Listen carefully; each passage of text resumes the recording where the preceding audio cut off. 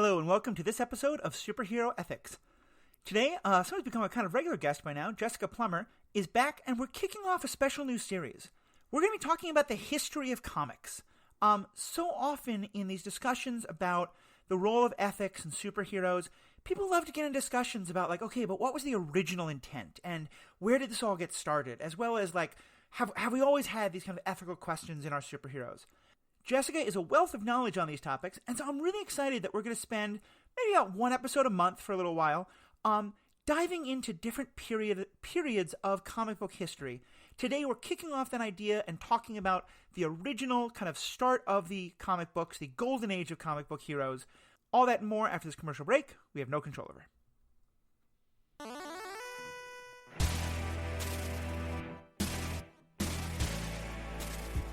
Welcome back. My name is Matthew. I'm your host. And as I said, I'm joined by Jessica. Jessica, how are we doing today? I'm doing good. How are you? Not bad, not bad. It's been fun planning this topic with you. For the last week, we've been having these running IM conversations where I have to keep thinking, like, this is great, but let's make sure we save some of this for the podcast. Yeah. But I think clearly there's going to be a ton to talk about. Definitely.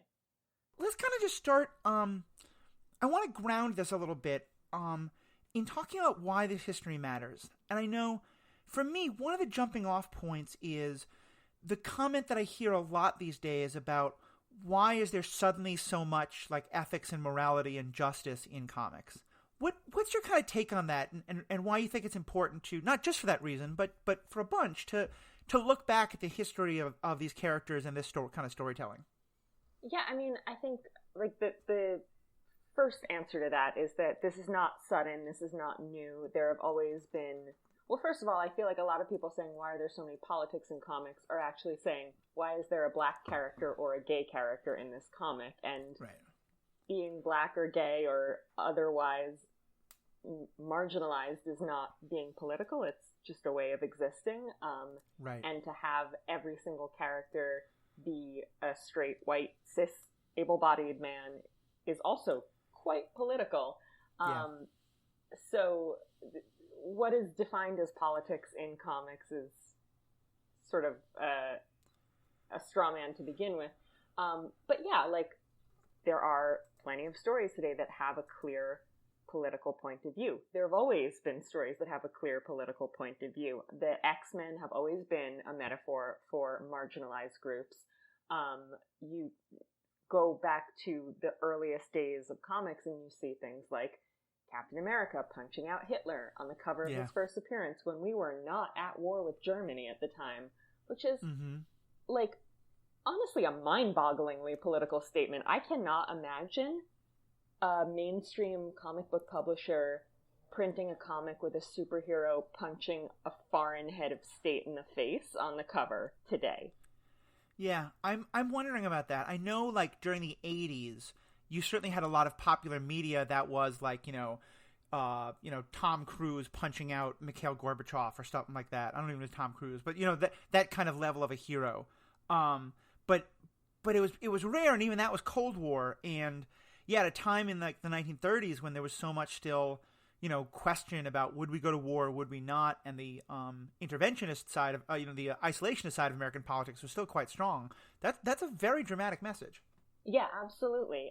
So I think that it's always been there. I think also, some of these creators that we'll get into had really specific agendas that they wanted to put forward, and they had really clear points of view that they were vocal about outside of the comics as well. And plenty of them didn't. Plenty of them were just telling stories because this was their job and this was the kind of job they could get, and they were just churning it out. But that doesn't mean that it wasn't political, because every artist approaches what they're doing with a point of view. And when you're telling a story about justice, which is what a superhero story is, and you're saying this person is carrying out what is right and good against what is wrong and evil, that is in and of itself inherently political. So I think it's also really interesting to look at what that meant at the time and what it continues to mean and how it has and hasn't changed. One point I think that you brought up that I think is really important here is this idea that people often only call it political when it starts to be something that either isn't them, either in terms of a character who doesn't look like them or a character who has beliefs that are different than theirs. I've always really loved this idea that we need to be careful of thinking like that the status quo isn't just as political as a statement about something that isn't the status quo. And this comes to me especially like, sometimes you'll hear discussions about, well, why are all cops crooked in some versions of these stories? And the response to that is, well, yeah, sure, a story about a crooked cop has an agenda, but a story about a clean cop and a story in which the police are all upright and good, that has just as much of an agenda, even if it's not intentional. It's still making a statement of, this is what we think about the police. And I think it is somewhat a commentary on the genre. Like, there's an extent to which any story is going to be, to that regard, political, because you're always commenting on whatever's happening in your world. Superheroes, pretty much by definition, are involved with topics that have a lot of political ramifications. Crime, justice, injustice, violence, working within or outside the law. Like, all of these things have incredible political ramifications. And on some level, I don't know how you could tell a story about people who are fighting injustice without having to ask the question, what is justice? Oh, absolutely. I mean, I don't think you can tell a story, period, without, like, when I was in college, I took a few film classes, and then I was like, I don't know how this works, and I do not want to touch one of these expensive cameras because I will break it. So I stopped taking film classes. But one of the things that one of my professors said early on that really stuck with me was there's no neutral place to put the camera, because when you decide where you're putting the camera, you're deciding what you are not filming. Yeah, that's a great point. And I think that that's relevant to any kind of art or storytelling, not just fiction, nonfiction storytelling as well, because this professor was a documentarian. As well as an academic, you're deciding what you're going to put in there and from what angle and what you're going to leave out. And those choices all carry weight, even if it is just a silly 10-cent pulp adventure, which many of these are. And that's part of what makes them fun. Like, they can be both of those things at the same time. And I think that's going to be a very important point as we go forward, because some of our listeners may be a little confused, because I've been fairly adamant about the idea for most of the run of this podcast that our main focus is on the heroes who make it to the screen, whether that's the big or the small screen. And we've done a couple of episodes on comic books specifically, but we mostly cover things that get to the screen. But I think all these questions are relevant for exactly what you're talking about, especially because, as I think as we start to go through our history and get into, the times when like Batman and Superman and all these characters start to appear more and more on television and the movies, that's going to be one of the most interesting questions, is how does the as you put it, the camera angle shift when it goes from a comic book, which has some circulation, but to now a much more mass seen movie or TV show or something like that. So I think there's some very interesting stories, interesting examples of where the camera probably gets a lot, I'm trying to think what's the word. The camera angle attempts to be a lot more neutral in a lot of the TV and movies than it would appear to be in the comic books. So yeah, there's a lot of great stuff for us to dive into there. Yeah, definitely. So with that, let's get started on what we're talking about this issue. You tell me in the comic book sense, I said issue. This episode. We're talking today about what I believe is understood to be the golden era of comic books, right? From the kind of the start of comic books through the mid-50s? Yeah, approximately. So the history of comics, and I should specify here that we're talking almost entirely about superhero comics, and specifically American superhero comics. Other genres are going to come up, horror and crime and funny animal and romance and westerns. Those are all a little bit relevant to some of the stuff we're going to be talking about, mostly I think in our next episode. Right. But this is sort of a bit of a narrow focus, and that's just because that's both the remit of this podcast, superhero ethics, and also that's what I know the best. Right. But this is, again, a very American superhero lens through which to look at comic books, and if I were French, for example, I would have a very, very different take on things. But yes, sure. this is the golden age. What do we mean by that, by the golden age? So we're talking about roughly 1938, which is when Superman, who was the first comic book superhero, debuted, to approximately 1955 when we say the golden age. But in this particular episode, we're going to be talking mostly about World War II. Right. The landscape changes pretty significantly after World War II, and we have some really interesting, meaty stuff to talk about there next episode, Definitely. which we're very excited about. So everybody should tune into that. But yeah, we're talking about basically the first half of the Golden Age, and just for further context, that is followed by the Silver Age, which is roughly mid-50s through to 1970. And then the Bronze Age is 1970 to 1985, approximately. Historians debate about these dates. You know, not everybody agrees. These are all very DC focused. They're all based on like a particular DC comic, so Marvel fans are probably like, excuse you. I mean, just the naming alone is very interesting because, you know, gold, silver, bronze, that's, in cultural parlance, I think most people, the first thing they think of is the Olympics, and that is first place, second place, third place. So already we're sort of setting up an idea of, you know, things were the best in the golden age, and then have gotten, I'm sure that that's not what the terms mean, but like, it's interesting that that's the nomenclature that's used, because it seems to be this idea of like, everything was great, the best back then, and then it's just gotten steadily worse. Yeah, I mean, I think, to be honest, I'm not sure who originally came up with that terminology. It would probably be like a 30-second Google, but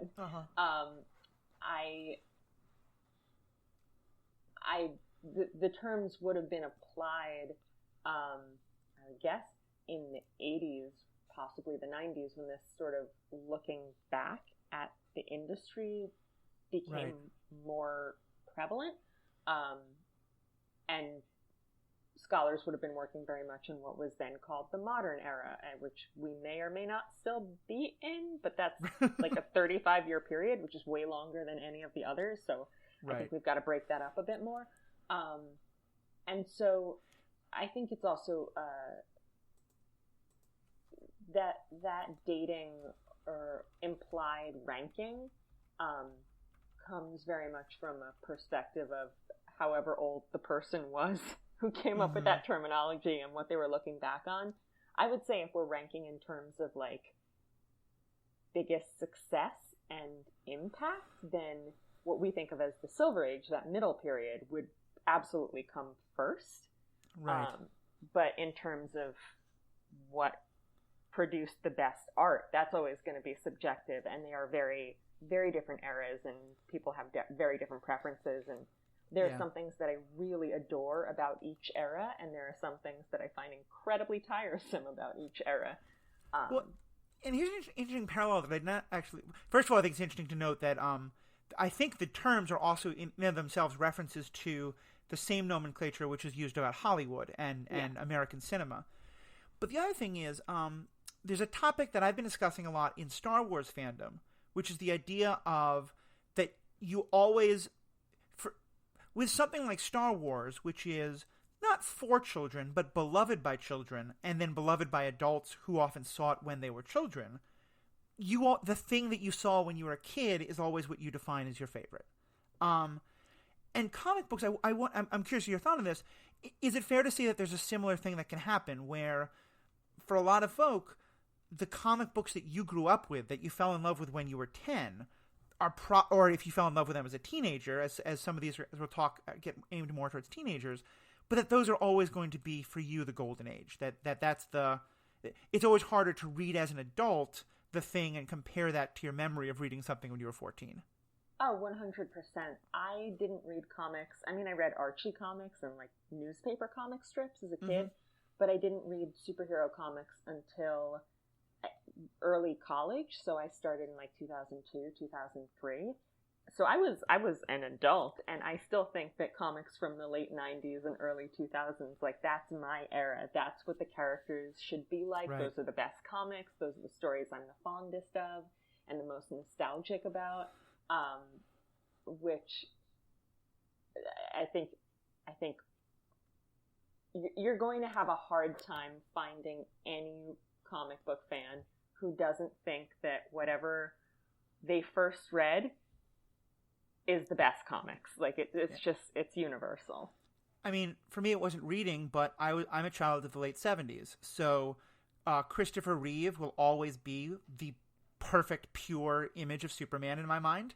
And Michael Keaton will always be the perfect, pure Batman. Because it's that same thing. It's those are the ones that kind of, baby duck imprinted on me. So with that, let's then start to take a closer look. And let's start with where it all began, Superman. Talk to us about how Superman got started, and because I think a lot of folks probably know that Superman's the first superhero, but don't really know much more than that. And his history is so rich, and I think so relevant to what we're talking about. Sure. So Superman, as I mentioned, debuted in Action Comics #1 in 1938, and he is considered the first comic book superhero. It's kind of a murky, who is the first superhero is kind of a murky question to answer, because, what does that exactly mean? If you have a guy running around in tights, but he doesn't have powers, is he a superhero? If he has powers, but he doesn't have tights, is he a superhero? And there are a lot of sort of pulp characters from, dime novels and comic strips and radio shows from around that time that may or may not be considered a superhero, depending on how you look at it. Like the Green Hornet is kind of a superhero, and he had a superhero movie, but is he? I don't know. With the Superman specifically, you have oh god, I'm completely blanking on his name all of a sudden. Please edit this part out. The writers, Siegel and Schuster? No. There's a predecessor, and I'm completely blanking. Okay. Starting that again. With Superman, he has one specific predecessor, Doc Savage, whose real name his real name was Clark Savage, and he was known as the Man of Bronze rather than Steel. And he does look quite tan on some of these pulp covers. And he had a Fortress of Solitude. So you can see where some of these ideas are being picked up by comic book creators. You see a lot of that with Batman, where he things were liberally stolen from the Shadow and Zorro and the Phantom. But yeah, so Superman was created by Jerry Siegel and Joe Shuster, who were a couple of Jewish guys from Cleveland, and they had been kind of messing around with the idea for a while.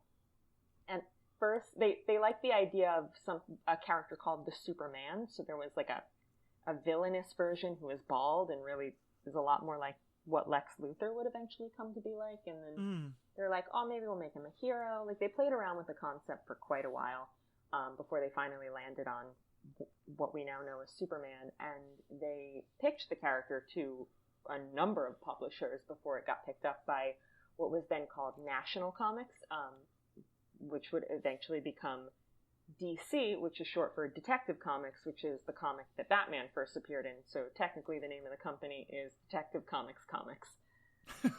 Of course it is. It's always fun. But yeah, they finally got picked up by National, and Superman appears on the cover of Action Comics #1, and he was just a brand new concept. This big, strong guy lifting a car. It's funny when you think of all of the things that Superman can do now, and picking up a car is not that exciting comparatively, but at the time, just a car. But at the time, it was completely new. Nobody had ever seen anything like that. And comic books themselves, as an actual physical object, were only 5 years or something old at that point. Right. It was also a very, very new format. You'd had the comic strip for a while, as you mentioned, in newspapers. Yeah. this idea of like actually selling it as a book on like a newsstand or something, that was pretty new. Yeah, so political cartoons had been around for centuries at this point, and then comic strips really picked up as like a hot item at the end of the 19th century, especially with the circulation wars between Joseph Pulitzer and William Randolph Hearst. The term yellow journalism actually comes from The Yellow Kid, which was a really popular comic strip that was published by both of them at different times, like, and also at the same time, because I think it started at Pulitzer, and then the artist went to Hearst, and Pulitzer just kept publishing it with a different artist, if I'm recalling that correctly. I literally Copyright, schmopyright. It didn't exist then. I literally wrote an article about this like a week ago, and I don't remember. Awesome. Oh, and speaking of copyright, schmopyright, we'll have some relevant stuff to talk about with that too. But eventually publishers were like, what if we took a bunch of these strips and we put them in a book and we stapled it together and we charged kids 10 cents for it, and that worked. And they were like, what if we came up with new stuff and we stapled it together, and that worked, and that was comic books. Yeah. I will just need to say, for those audience members who share this, you said Pulitzer and Hearst, and I just had to physically stop myself from singing Newsies. I think I'm always physically stopping myself from singing Newsies in my heart. I do. We're going to find some way, like the 200th episode is really just going to be a karaoke of that entire show. Yes. We'll find a way to do it. But yeah, I think to me, it's really interesting to kind of ground that in understanding like what's the universe into which Superman is born. And to me, then the next question is, let's talk about his parents. And you made an offhand reference to them being Jewish, but I think that's obviously a very important part of the story, and one that's forgotten pretty often. Tell us a little bit more about Siegel and Schuster and why their background matters in terms of the character they created. So they were pretty much, from what I recall, I've read a bit about them. I've read several biographies of Superman, which wind up being biographies of them, at least in the first third or so. Jerry Siegel and Joe Shuster were fairly typical, from what I've read, Jewish kids at the time, second generation, working class parents. They'd lived, it's funny, if I'm recalling correctly, they had sort of lived in the same neighborhoods in different cities, which is actually not that unusual because there were definitely distinct Jewish neighborhoods at the time. Right. But in New York and in Cleveland, and I believe also in Canada for a bit, which is why you'll see many, many cities across North America claiming to be the spiritual birthplace of Superman. Oh, I didn't even know that. That's hilarious. Yeah, which is adorable. I mean, and they all are, is kind of the great thing about Superman. He belongs to everybody. But, there a lot of the creators at the time were Jewish. We'll also see with Batman, both of his creators, Bob Kane and Bill Finger, Captain America, Joe Simon and Jack Kirby, other creators who, we may not talk about the characters that they came up with specifically, but Jerry Robinson, who co-created Robin and the Joker. Obviously, Stan Lee was like 13 at the time, but eventually he'll be part of the story. Like a lot of Jewish fellas, and that's not an accident, because at the time, if you were an artist, the good jobs and the good money were in advertising or maybe a comic strip. And actually, I believe to this day, you make more money doing a comic strip than you do drawing a comic book. And a lot of Jewish men couldn't get those jobs. And you'll also see in the Golden Age and the Silver Age, you'll see Italian names popping up. There were black people working in comics. There were women working in comics. Not in the same numbers as like the very well-known Jewish names, but it was because it was harder for these people to get the more prestigious jobs drawing like, Arrow shirt ads for Esquire magazine or whatever. Or writing Little Orphan Annie or whatever it was, those kind of things. Which is, speaking of political comics, my God, that dude was the most Republican of Republicans. Like, he killed off Daddy Warbucks because he hated the New Deal so much that he was like, it would kill him. It would kill him, and now Annie's an orphan again. See what you've done, FDR. That's beautiful. But anyway, so back to... I think this is so relevant because... and here, you're probably going to know more about this than I do, although I may more about some of the religious side of it. So much of the Superman story is rooted in Jewish ideas. His life is... his coming to this planet is very much of a Moses story in terms of, being set into a basket or a pod, and sent to come here. Being the outsider who's also come to, rescue people and to save the world for truth, justice, and all that. To me, there's so many Jewish themes that resonate with Superman especially.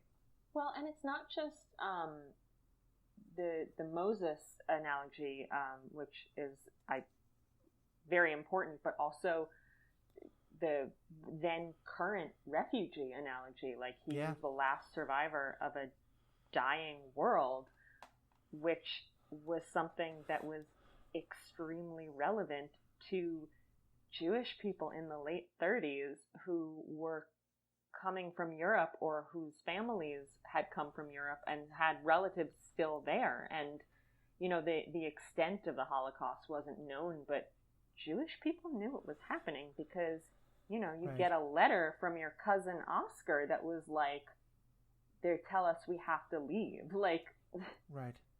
They knew. And we knew that the anti-Semitism in Germany was getting bad, but even here in the United States, you had a number of Father Coughlin, I think I'm pronouncing that right, was an Irish priest on the radio, who was very pro-Nazi, very anti-Jewish, and there was a number of other, this country has for most of from its history until even quite recently, there's obviously been a huge amount of anti-Semitism. But the 1930s and late 20s were anti-Semitism was a very prevalent part of American culture. Absolutely. In part, what you've been talking about with the Depression, and I know a lot of the blood libels and ideas about the Jewish banker conspiracies and stuff. In the height of the Depression, those were at an all-time high. Oh yeah, and there was a huge American Bund Party rally in Madison Square Garden at the time, which that's Nazis. There was a Nazi rally in New York City, and there was also, I'm not equating everyday Germans with Nazis, but there was an enormous German population in America and specifically in New York at the time as well, which was also where the majority of the Jewish population was. And in Cleveland, also a strong German population. Yeah. And there was, I think it is understandable, again, the extent of the atrocities were by no means known, that there would be a strong pro-German sentiment among those populations. There was also a huge Italian population in New York City at the time, and they were, at the time, quite marginalized. There was a ton of anti-Italian prejudice in the 30s. I read once that Italian kids weren't allowed to go home from school for lunch because their parents would feed them Italian food. And the city was trying to force them to assimilate by eating, things that didn't taste as good. Yeah. American food at the time was pretty bad. I think it's often forgotten that the KKK was founded on 3 real pillars of hate. Then the 3 groups that they were most virulently against were people of color, absolutely, Jewish people, and Catholics. And primarily they meant Southern European Catholics. While we're talking about the KKK, can I tell you my favorite Superman story from this era? Please do. Because it's amazing. So one of my favorite stories from this era is actually a story. It's a true story about something that was done on the radio show, The Adventures of Superman. So Superman was an instant sensation, sold millions of comic books very, very quickly, and very quickly got a radio show, which is the equivalent of getting a movie or a TV show now, because there wasn't TV, but everybody had the radio. In the post-war years, they did a story called The Clan of the Fiery Cross. It started in 1946, and basically what happened was this guy, Stetson Kennedy, had spent all this time infiltrating the KKK, like learning like all their secrets and how they operated, and like supposedly like secret catchphrases. That part is probably not true. Like the code words and things. Right.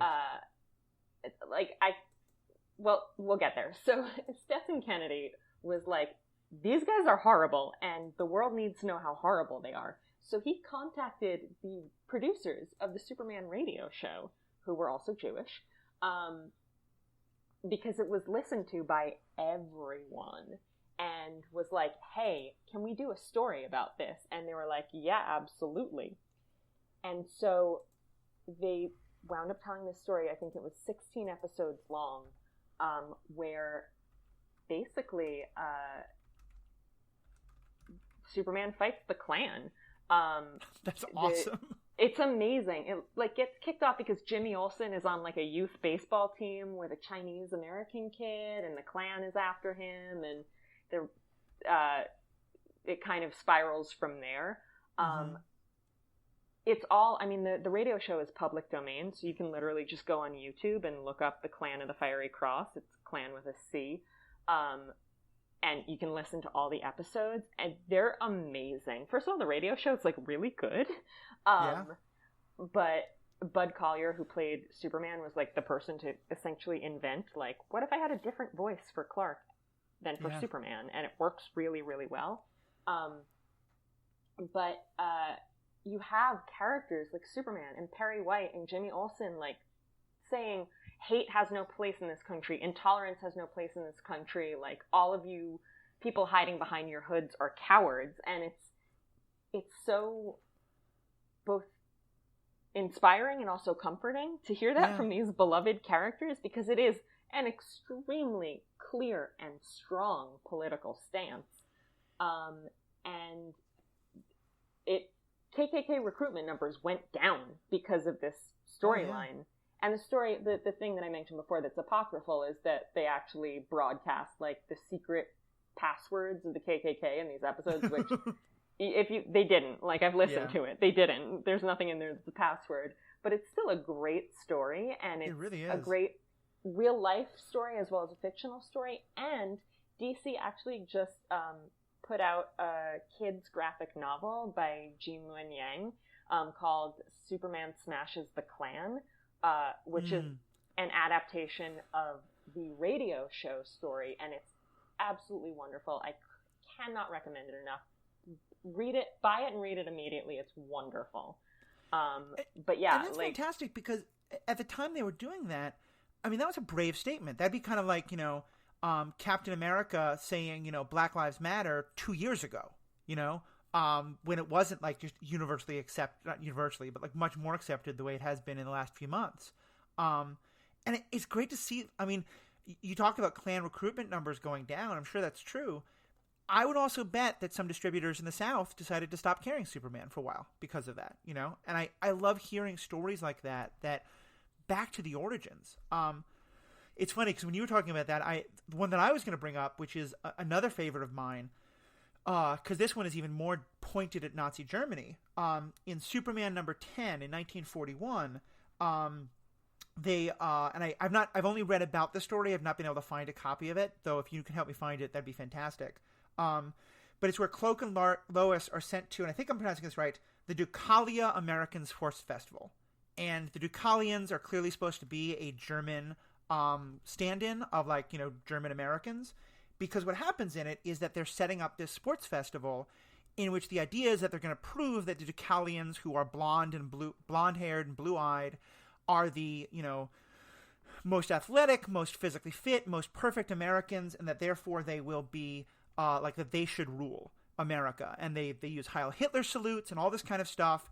And it's very clearly a reference to the 1936 Olympics that were held in Munich, somewhere in Germany, possibly Berlin, but where Hitler was very much trying to show that, the German is the most like athletic and perfect, and it's where Jesse Owens won races, and I was so going to pissed say, isn't everybody that off. the Jesse Owens Olympics?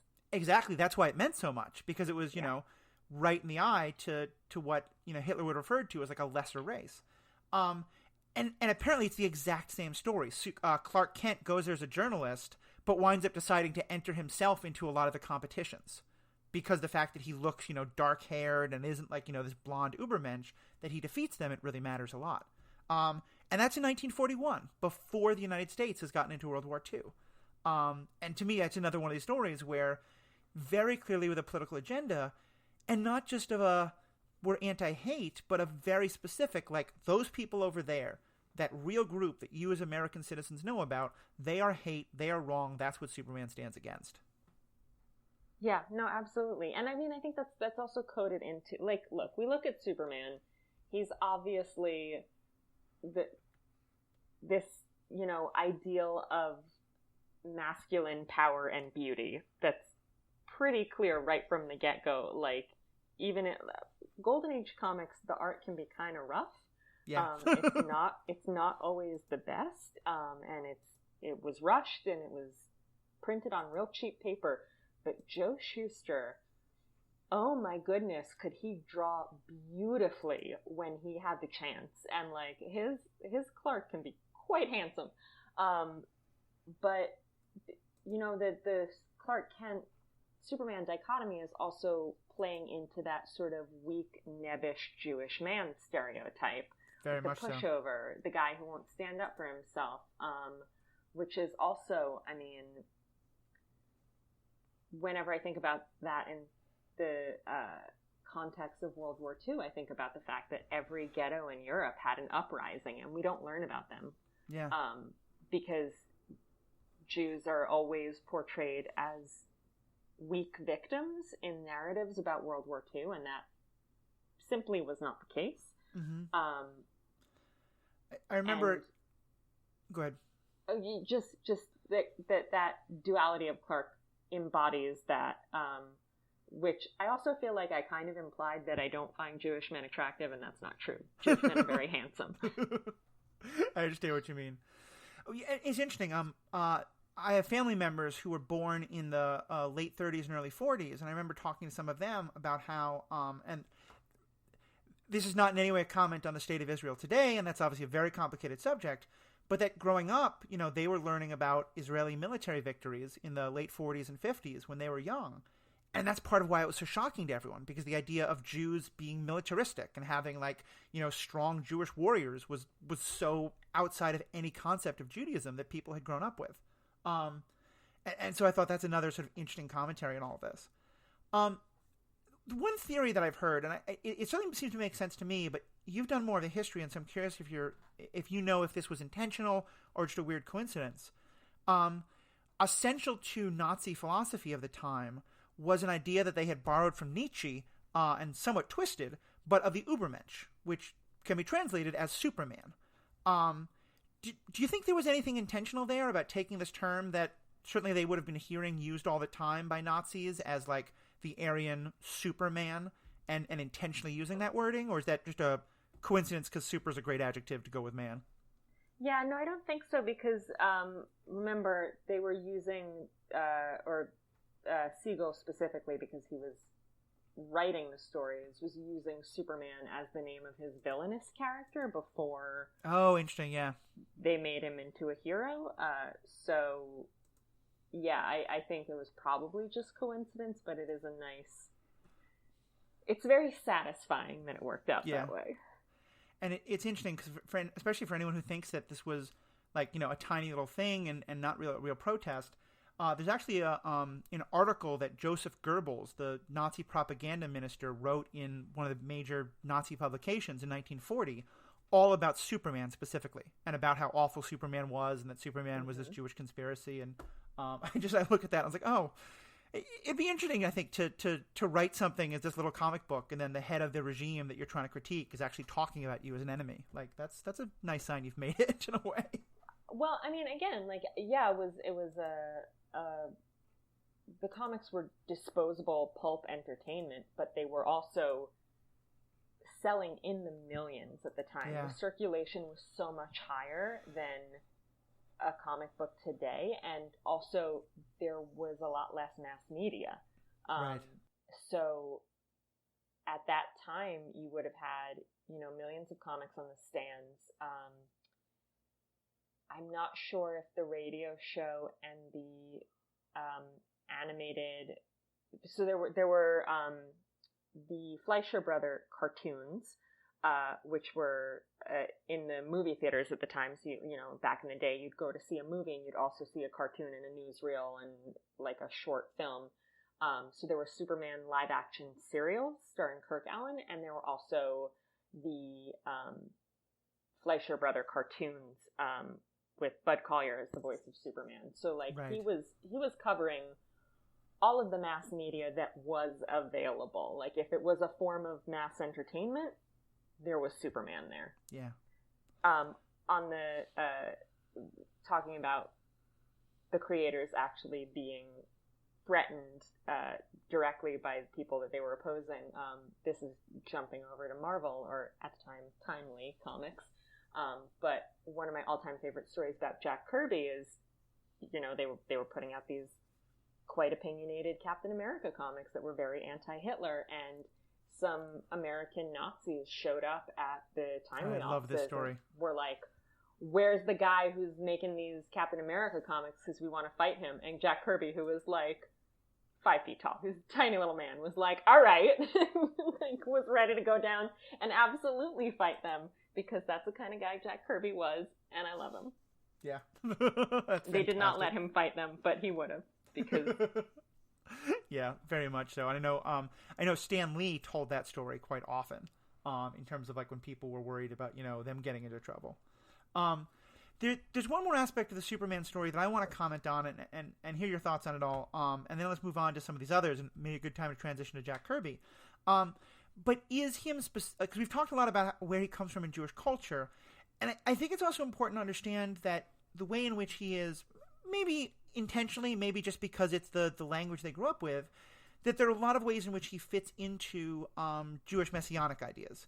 And the only reason I talk about this is, for me, as someone who is Jewish family, I'm a practicing Christian in my religion, there's an awful lot of attempts to label Superman today as a Christian messianic figure. Certainly Zack Snyder, I know, Jessica, you've talked about this at length on your Superman podcast, Fights and Tights, which I strongly recommend people listen to. The Zack Snyder movie makes very explicit Christian references. And I think that there's something really problematic about this, because, there's truth to the idea that Superman's story seems similar to Jesus's in some way, but it's only because the Jesus story was written intentionally to fit into the Jewish messianic thought that comes from Jewish prophets, specifically Isaiah. And there's a lot of ways in which the Superman story fits into those. But there's actually I'll see if I can find it for the show notes. There was a first century rabbi who was quite well known at the time, who said that sort of the essence of Judaism is to fight for truth, justice, and peace. Now, it's obviously in Hebrew, but that's the way it's most often translated, is that exact wording: truth, justice, and peace. And so there's questions about if that inspired truth, justice, and the American way, and that's obviously, you can debate that till the cows come home, I'm sure. It's never been explicitly documented one way or the other. But both from the Moses story elements we talked about, from some of the idea of the Isaiah prophecies being about the champion who comes from afar, in the prophecy, Kal-El sounds like Hebrew, right? Yeah, I mean, Kal-El sounds like Hebrew. There's also in Jewish folklore the concept of the golem being it's a man of clay who is built to fight the enemies of Judaism and to protect the people. But one of the essential parts is that the letters of the golem's name must be on his body, which the S on Superman is often thought to sometimes be a reference to, or something like that. This is not a theological podcast. I don't want to go too deep into it, but I think it's important to understand that history, because, there's a long tradition of Christians taking elements of Judaism and making them their own, which, I mean, the religion grows out of Judaism. That makes some sense. But claiming them in ways that that ignore the Jewish roots and can be very anti-Semitic in doing so. And I feel like when Christians claim Superman as a Jesus figure, that's absolutely what's happening. Especially because part of where Christian and Jewish messianic thought split is over whether the Christian idea of the Messiah is that the Messiah is supposed to die for the people. The Jewish idea of the Messiah, at least especially as was understood in the 30s, is that the Messiah is supposed to live and fight for the people. I think it's very clear which one of those Superman falls into, until Superman dies and we get Christian messianic thought all over again. But anyway, yeah, I just kind of wanted to briefly touch on that because I think it's, especially since Zack Snyder, but if you Google Superman and Messiah, you don't get much of the Jewish thought. You get tons of Christian writers claiming that Superman is Jesus and Jesus is Superman. And I think that is not only inaccurate, but fairly insulting to the authors for who are playing in a similar pond, but from a very different background. Yeah, no, I would absolutely agree with that. On a personal level, as a Jewish Superman fan, I hate the Superman is Jesus interpretation. Like, as a matter of personal preference, I really, really do not like it. And again, if you'd like to hear more, I have a podcast about the Superman movies, and they pretty much all into that idea.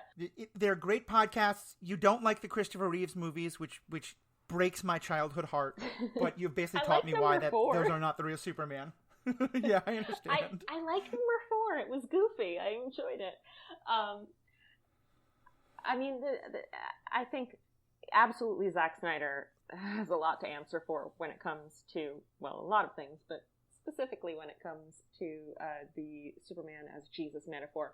But that dates back to Richard Donner. Like, that's in the first Superman movie 100%, and it's also, and in Superman 2 as well, and it's also all over Superman Returns. So this is, which of course is just sort of like weird Donner fan fiction movie. That movie is I have a podcast about it anyway. Yeah. There's one last quote I wanted to throw out and then definitely hear in your. Oh, go ahead. So just to finish the thought, I don't like that take. Like I said earlier, Superman is for everyone. I think it is a valid take to say there is a Jesus metaphor that can be read into this story, but as you said, it has overwhelmed every other take, and I've seen so many people confidently say, not only Superman is Jesus, but that's what was intended. That was the original intent. And I do think that there is a certain amount of, we don't want to get too hung up on the original intent, because Siegel and Schuster only wrote and drew so much of Superman, and they were only involved for so long, and they lost a lot of creative control quite early, which that's why Jerry Siegel sued DC a whole bunch. Yeah. But a lot of the other, Mort Weisinger, who was the editor of the Superman books for a very long time, Jewish guy, like there was still a lot of Jewish voices involved. But yeah. Right? I'm stabbing the dark here. But yeah,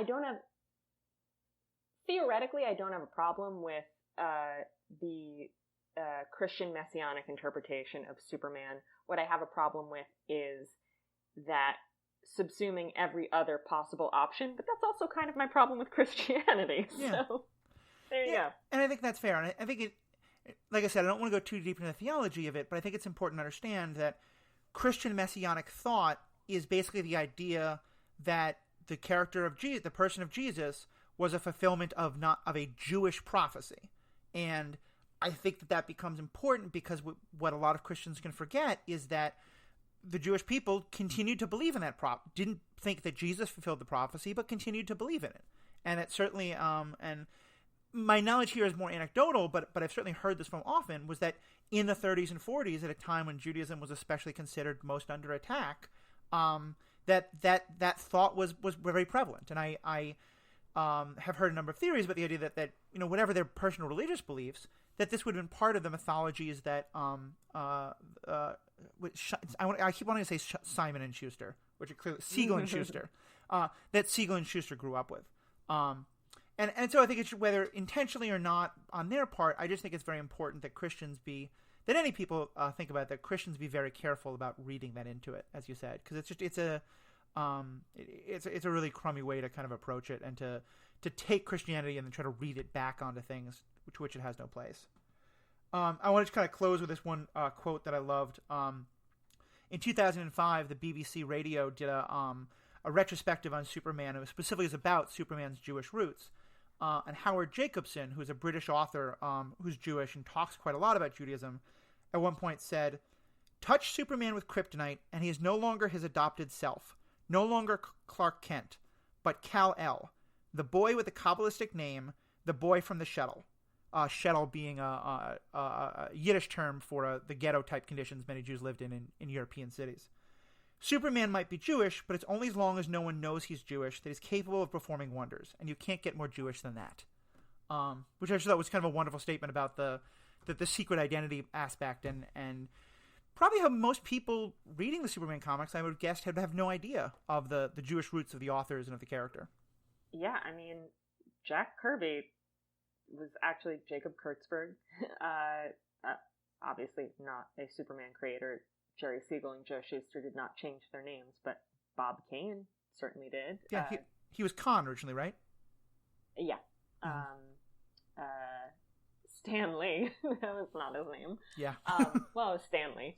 And that wasn't just for comics. That was that incredibly widespread, assimilation to fit into a very anti-Semitic society. I love that quote. That's a great quote. Thank you. Yeah, no, you're welcome. It's from a great book that has informed me a lot, called Up, Up, and Oy Vey, which is it's written by a rabbi, and it's specifically about Jewish ideas and how much they influence the superhero world. So with that, let's turn to Jack Kirby and Captain America. Because certainly I think a lot of people now think of Captain America as kind of the Marvel version of Superman. They're both the big blue Boy Scout, even if Captain America is kind of Superman, but with his powers, turned down quite significantly. Tell us about Captain America and how he got started. Yeah, so Captain America, I mean, I'm going to be honest, I know less about Captain America. I'm a DC fan, and I'm specifically a Superman fan, so that's sort of where my heart is. But Captain America was an early part of a popular trend. I don't believe he was the first military-themed superhero. I want to say that was the Shield, but he was right on the first wave of it. And obviously, after we entered the war, military heroes and war comics in general became much more popular.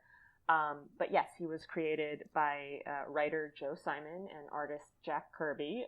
He debuted in Captain America Comics #1 in 1941.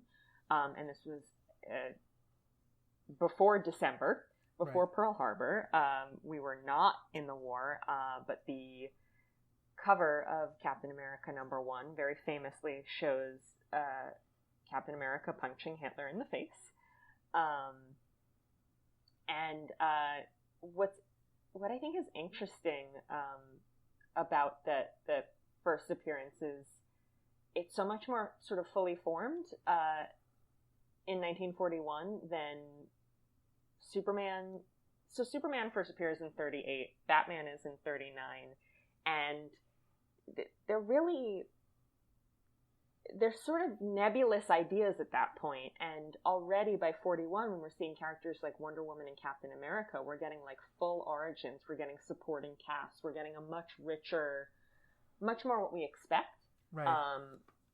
Because the formula was already starting to click into place. But I mean, if you've seen the first Captain America movie, you basically know the drill. We've got a weedy American youth who, it's funny, his name is not given for a number of pages, but he's too scrawny to make it into the army, and then they give him the super soldier serum, and then he gets all beefy and kills some Nazis, and yeah. Bucky's there. And I think it's funny because, his name, we now think of his name as Steve Rogers, which is pretty much as waspy American as you can get. But it's very important to the character that he's from Brooklyn.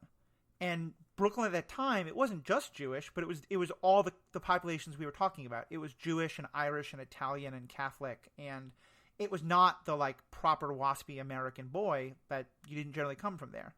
And your description of him as this kind of, like, nebbishy, small, thin, can't get into a fight kind of kid, that very much speaks to the image that we had of that we were talking about before of a Jewish man, or also often was portrayed as like, Italian, the not a real American, not big and beefy, which I think is very, and again, I don't know how intentional that was, but that's a very interesting sort of comment on everything we're talking about. Yeah, and I think,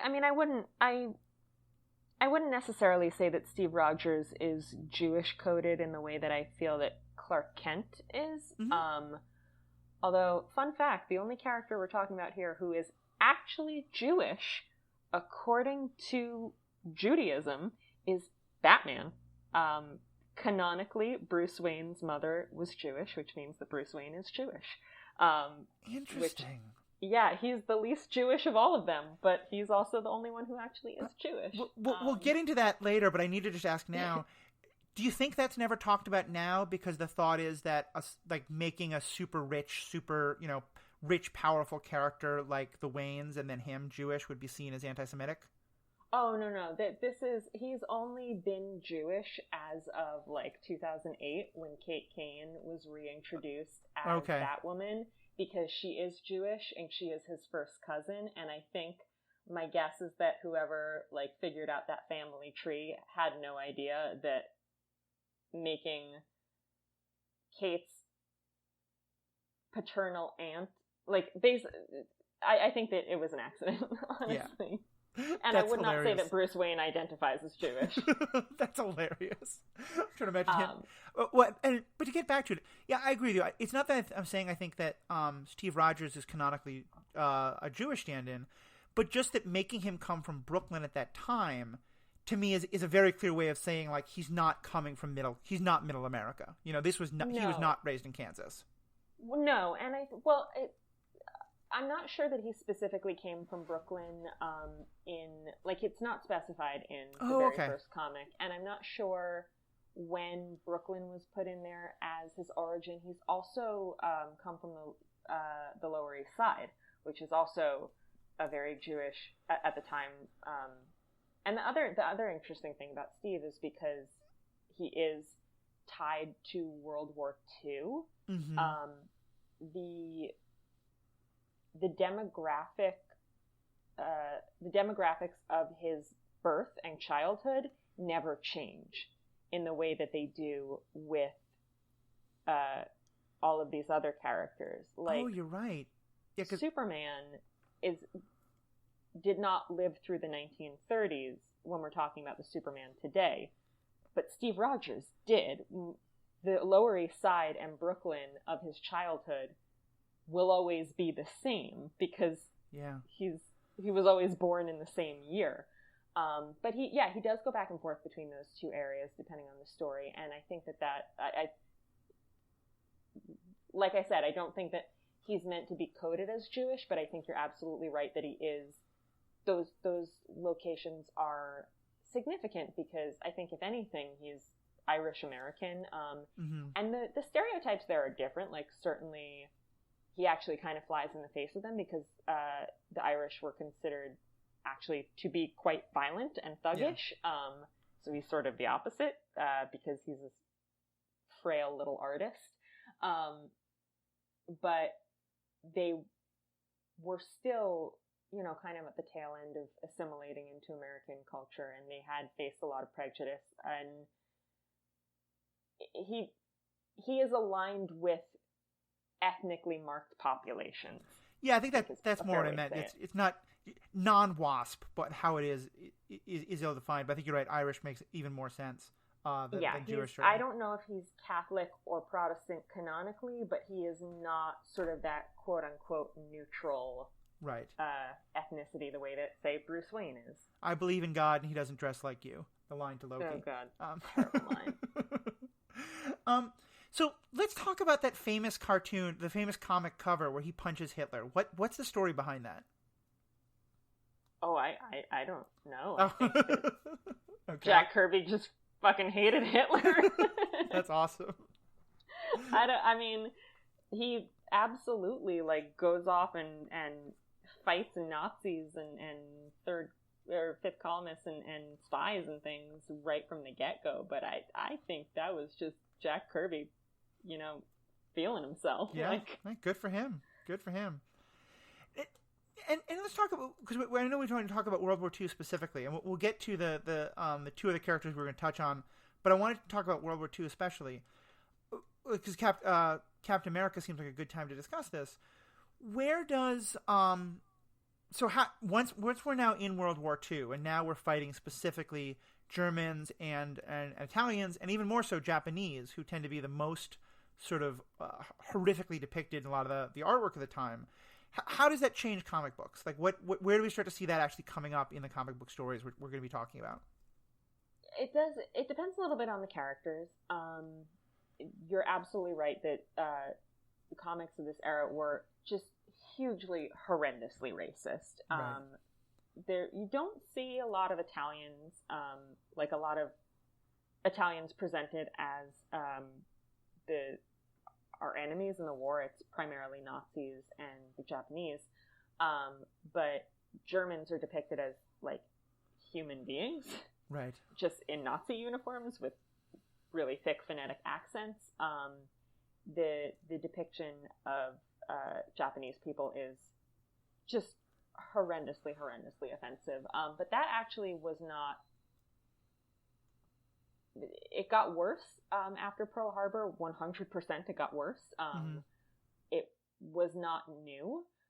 So as I said, DC is named after Detective Comics. Batman debuted in Detective Comics number 27.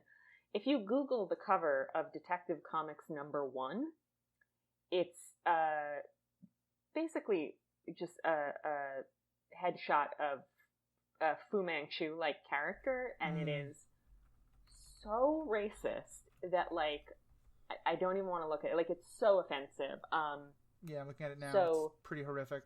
It's awful, and this was common prior to Pearl Harbor, and this is my understanding. I am not that well versed on the history, but prior to Pearl Harbor, American pop culture depicted Asians, and specifically East Asia, as much more of a monolith, kind of the way that we do now.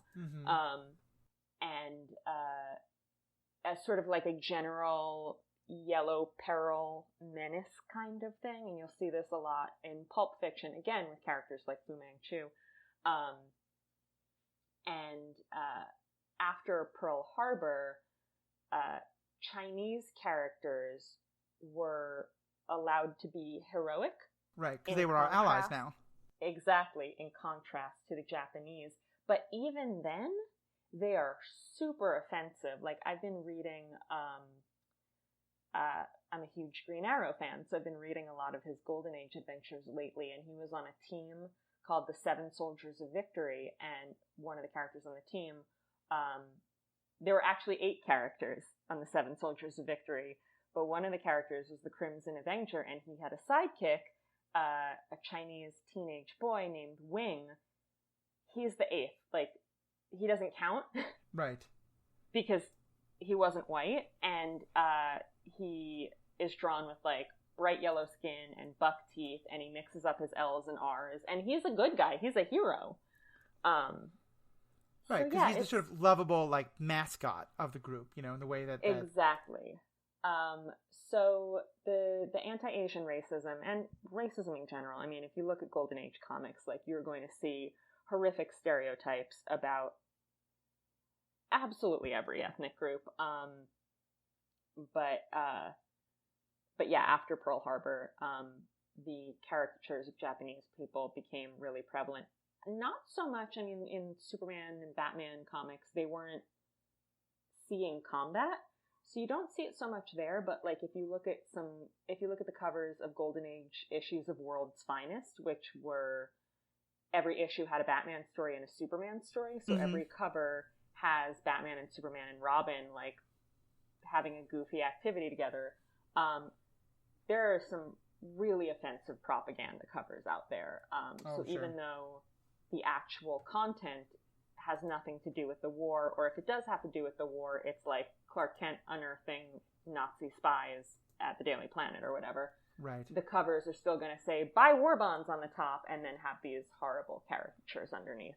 Yeah, I was googling looking for that kind of thing, and there's a couple things where, especially there was an expletive used for Japanese people by shortening the name.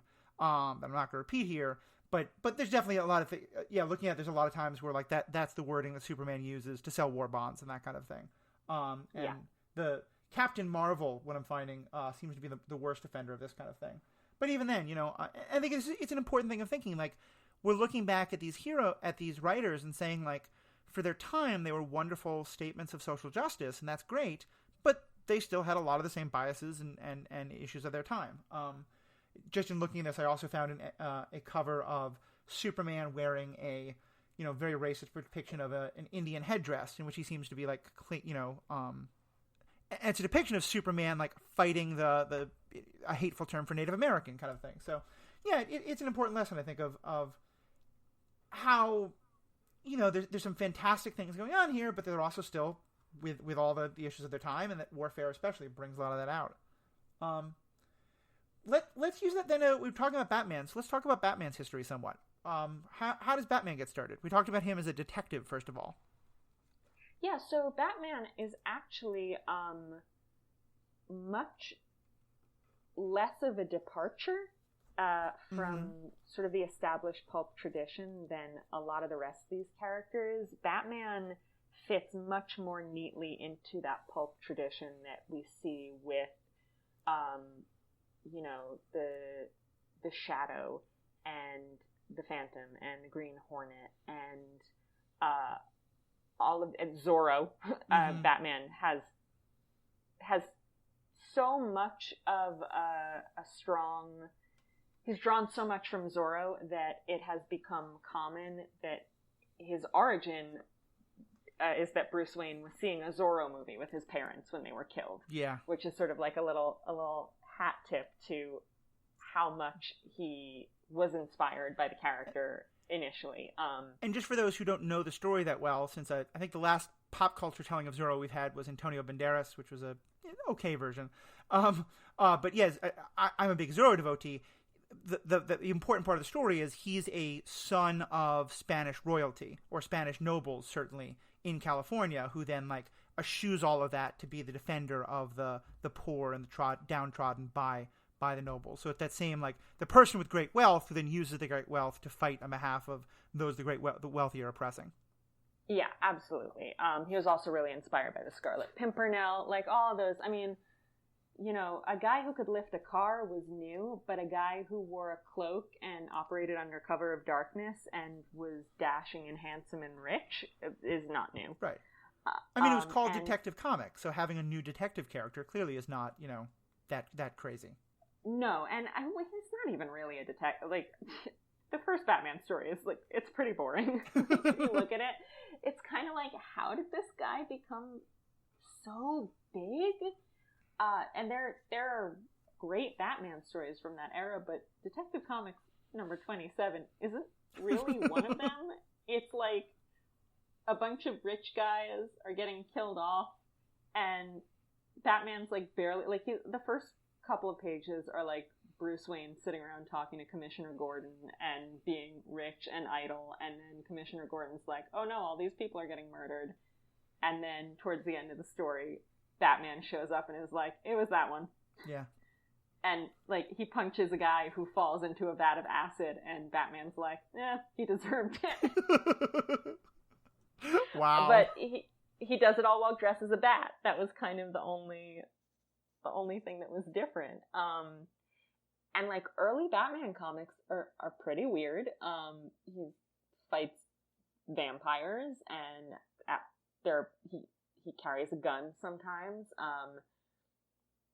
There's a story in an early issue of, so he debuted in Detective Comics, and that remains a Batman book to this day, but he also, by the following year, got his own book called Batman, and there's an early issue of that book where he shoots a bunch of giants with a gun, and editorial was like, okay, he's not going to use guns anymore. Like, this is a little much. And, like, at that point, like, Robin was showing up, and they were kind of softening him to be more family-friendly. Mm-hmm.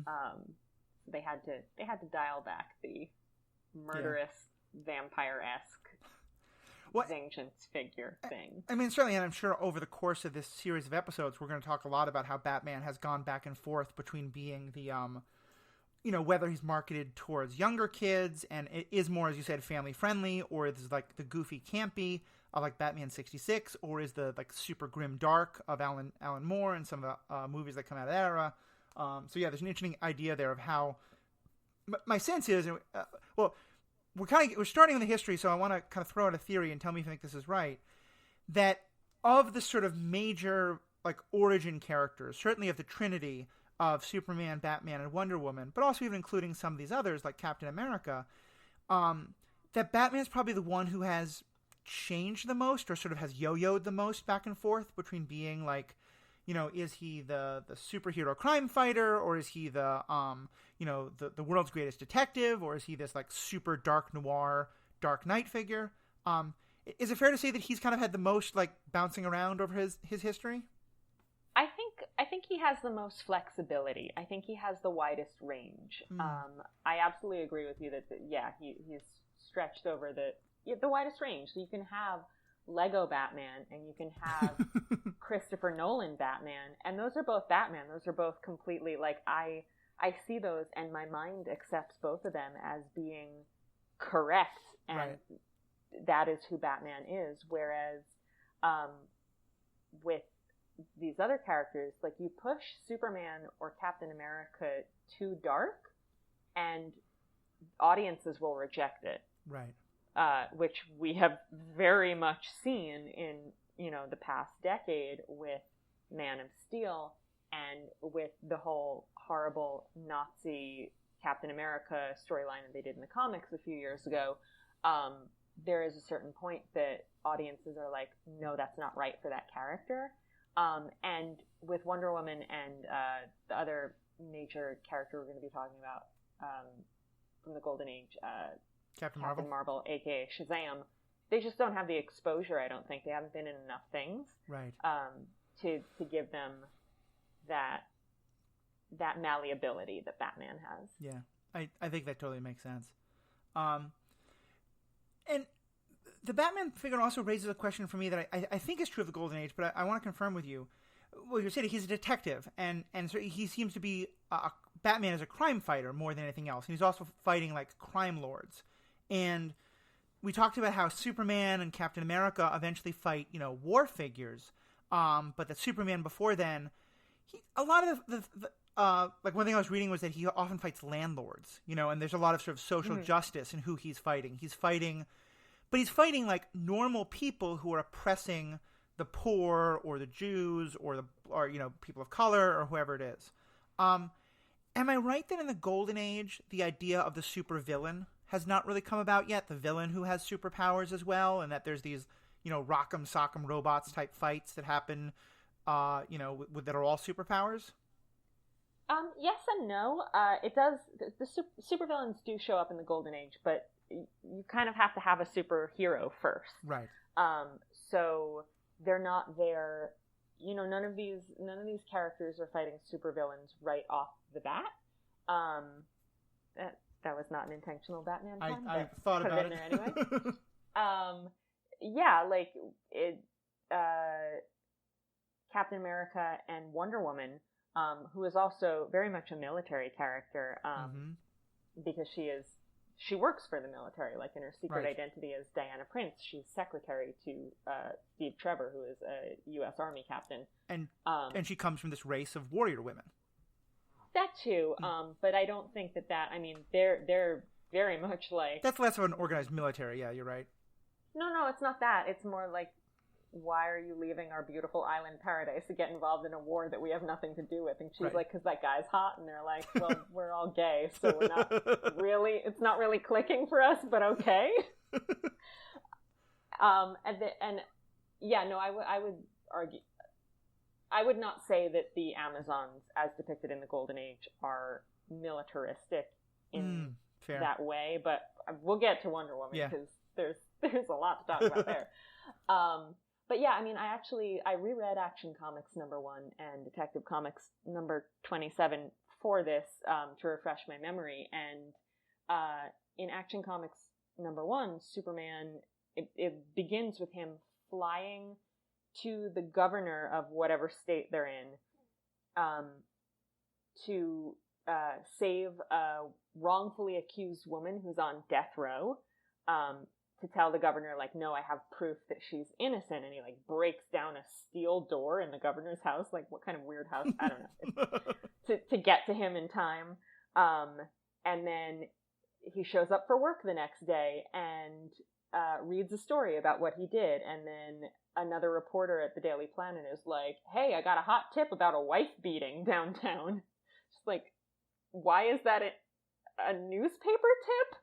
So Clark changes to Superman and beats up this abusive husband who is beating his wife. And then he goes on a date with Lois, and some kind of thuggish guy, like they don't say he's a gangster, but he's like kind of a gangster type, cuts in on their dance, and Lois is like, absolutely not, because she doesn't, even in the very first appearance, she did not have time for anybody else's nonsense. And so the gangster kidnaps her, and Clark has to rescue her.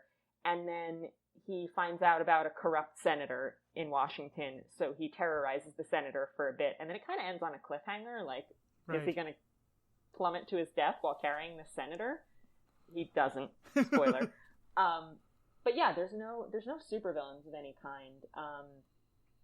And the first real supervillain that we see in Superman comics comes in, I don't know, about a year or two in, the Ultra Humanite, who is usually just called Ultra at this point. Okay. And he's a fascinating character because he's like this bald mad scientist, and you're like, oh, Lex Luthor, but no, not yet. Lex shows up pretty soon after that. But Ultra, he is physically destroyed in the fight with Superman, but he's able to transfer his mind to other bodies. So he actually transfers his mind into the body of a movie starlet. Okay. And so it's this really interesting, it raises really interesting questions of gender identity, because like the comics don't seem to know what pronouns to use after that. And then eventually he ends up in the body of an albino gorilla, and he's been there ever since. Oh, okay. That's, just in case anyone didn't think that zaniness in comics went all the way back to the original. I love the Ultra Humanite. Such a weird character. It sounds like it. But yeah, like if you look up the Fleischer Brother Superman cartoons, which are like the radio show, are public domain, so I highly recommend watching them on YouTube. And I think it's the first one. Superman is fighting a mad scientist who's got like this ray gun that he's shooting. And so Superman just starts punching the rays themselves, and it's the weirdest visual effect, and it's so much fun to look at. That's hilarious.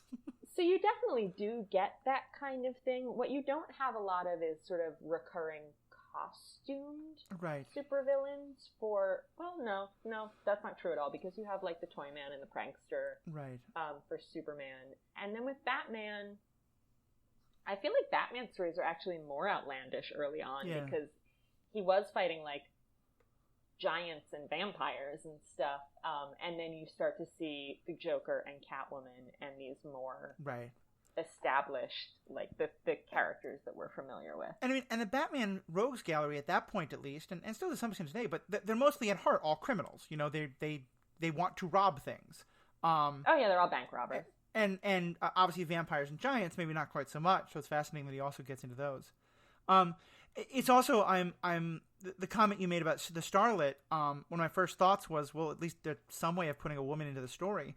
And it reminded me that we did that whole thing on Superman without talking about, I think, a very important character, Lois Lane. Lois Lane. Who I know is a favorite of yours. Tell us a little bit about the history of Lois. Lois is amazing. She's wonderful. She's wonderful right at the beginning.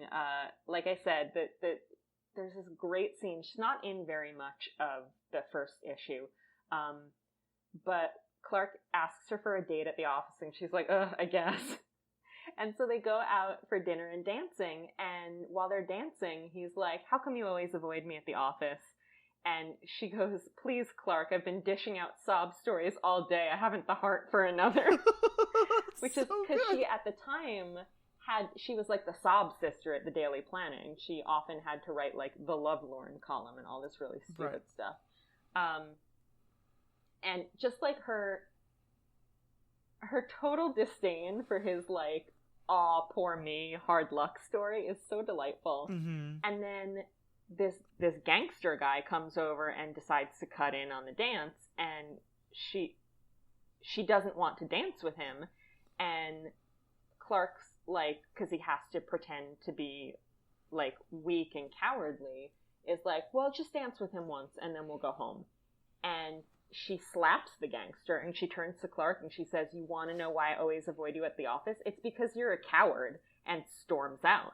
Because screw you. And I don't know enough about the cultural context of the time to know if that was supposed to be like, poor Clark, she's being so mean to him because she doesn't understand. Right. But to me, like, Clark's like, just go along with the sexual harassment, Lois, because it would be easier for me personally. Yeah. And she has every right to be absolutely furious and contemptuous of, because the thing is, Lois at the time, she wasn't,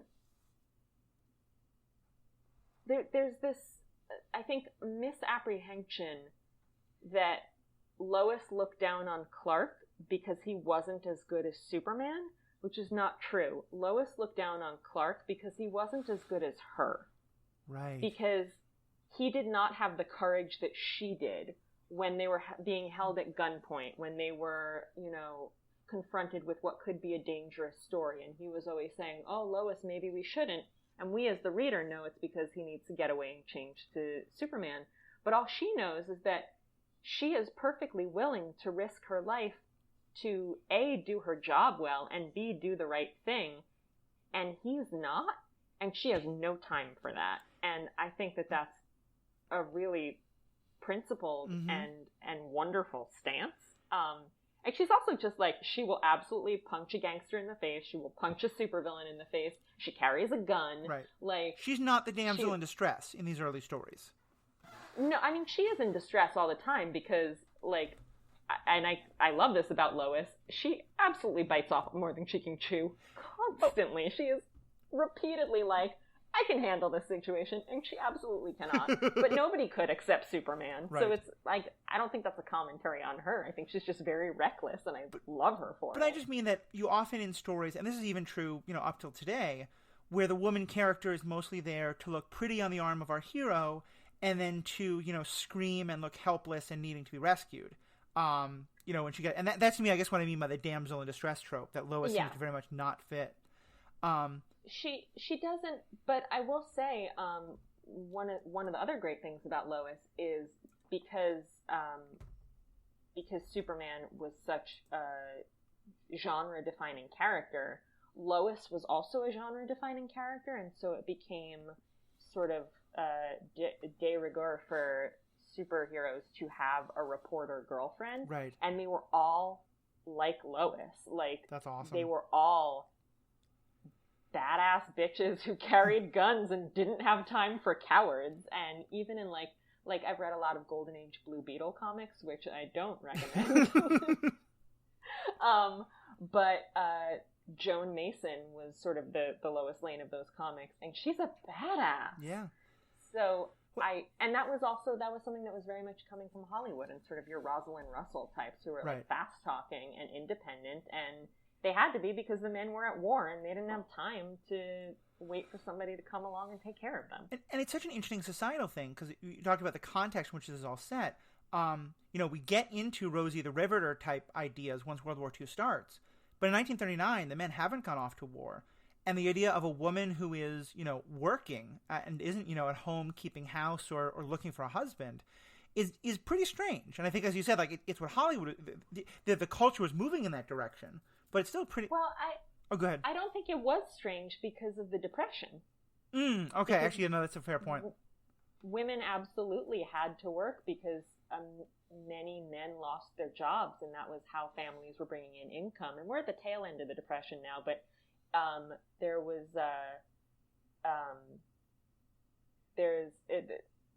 this sort of trope always makes me think of the phrase "the forgotten man," and there's a song, "Remember My Forgotten Man," which is in it's a Busby Berkeley musical. I want to say it's in Gold Diggers of 1933. But basically, the forgotten man was a 1930s trope, which was sort of your middle class man who, before the Depression, had a job and could support a family on a single income, and he was out of work, and there was this idea that his masculinity was threatened by not being able to support a wife and children anymore, and that he needed sort of basically the emotional support of our culture during this tough time. Like, it wasn't just a crisis of I don't have anywhere to live and I'm hungry, but it was also this idea of there was also the attendant shame of it, and the sort of corollary to that is the working girl. Yeah. Yeah, no, that's a really good point. Thank you. I was realizing, as you said that I was incorrect there. And that makes a lot more sense. And to go back to what you were saying before about the power dynamic, I really like the way you say it, that Lois wants Clark to at least be as brave as she is. Because I think the way, frankly, I'd always understood that dynamic, and the way I often think it's portrayed, is with this very toxic masculine lens of that Lois wants him to be a manly man, and that I hear that story about the guy harassing her, and my thought is, so is it that Lois wants Clark to step in and punch him because he's the man protecting his woman, that kind of thing. And I think, unfortunately, that's often how people think about the Clark Superman dichotomy. And so I really like the twist that you're explaining to it, that actually that it fits more with the actual story, that it's not this, a real man would be macho, but just that any human being should be brave in the face of adversity. Right. It's not that he needs to get into a fight with some guy who's got two other thugs backing him up. But if Lois doesn't want to dance with some violent rando who just came over, Clark should support her, right, and not be like, if he doesn't want to fight the guy, then they can leave together then. He shouldn't say, just dance with him to make him happy. Right. And that's gross. And we're also establishing a theme that I talked about in a previous episode of Superhero Ethics about superhero dating, but that I'm sure you and I are going to talk about as we go through this history, which is the many, many terrible things that are done to the romantic partners of superheroes in order to preserve a secret identity. That's a story I'm sure we're going to talk a lot about. But let's get back to the last two we want to talk about for the Golden Age, and an important segue coming off of Lois Lane, Wonder Woman. Talk to us about the history of Wonder Woman and where she comes from and how she fits into this early story. So Wonder Woman she's fun. She first appeared in All-Star Comics number 8 in 1941, and she was created by William Moulton Marston, who is the writer, and artist Harry G. Peter. And Wonder Woman is, in terms of her origin, if you've seen the Wonder Woman movie, you basically got it, except they moved it to World War I think probably because they didn't want people making too many comparisons to Captain America, which fair enough. But essentially it's, an American Army captain, Steve Trevor, crashes his plane on Paradise Island / Themyscira. It was not called Themyscira yet. Mm-hmm.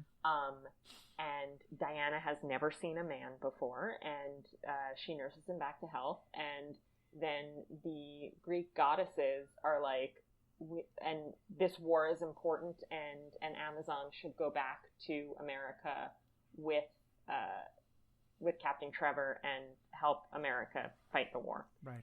And there's like a contest to see who the toughest Amazon is, and they're all wearing masks because Diana is the princess, so she's not allowed to go. But she really wants to go because she's fallen in love with Steve. So she enters the contest in a mask. She wins.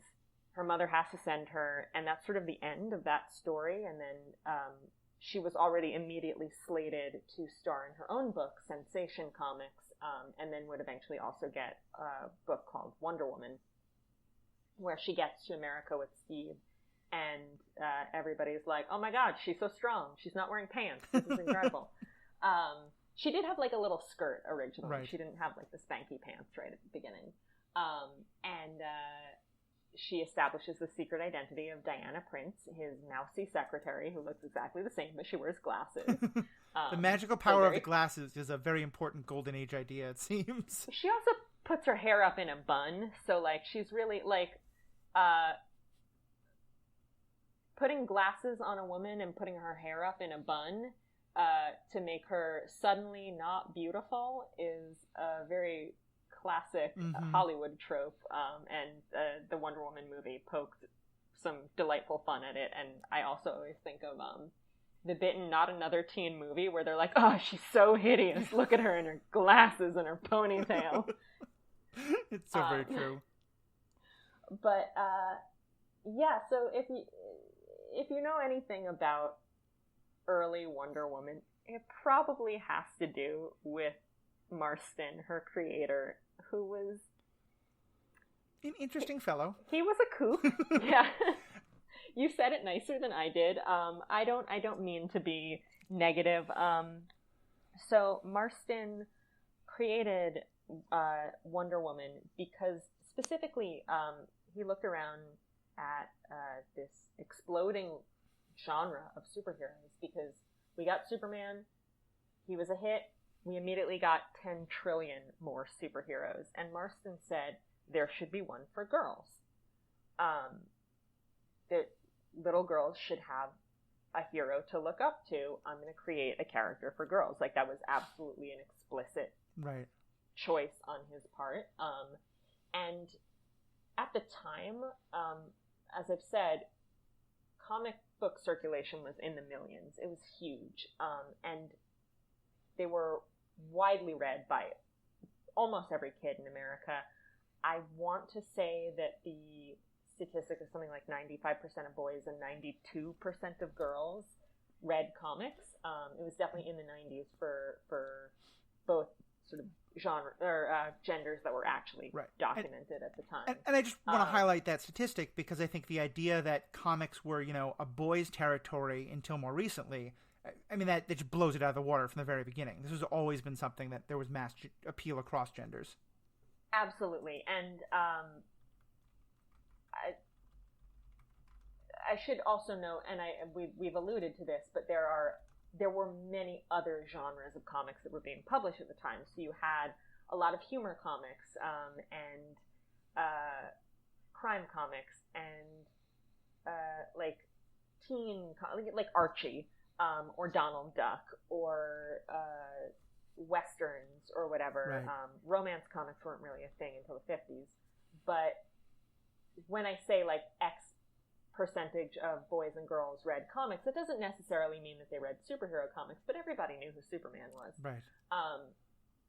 And I don't know specifically like what percentage of girls were reading superhero comics, but that doesn't mean that they didn't deserve to have a female hero to look up to. Yeah. There's also, I also want to sort of repudiate the idea that Wonder Woman was created as eye candy, like that she was meant to appeal to boys in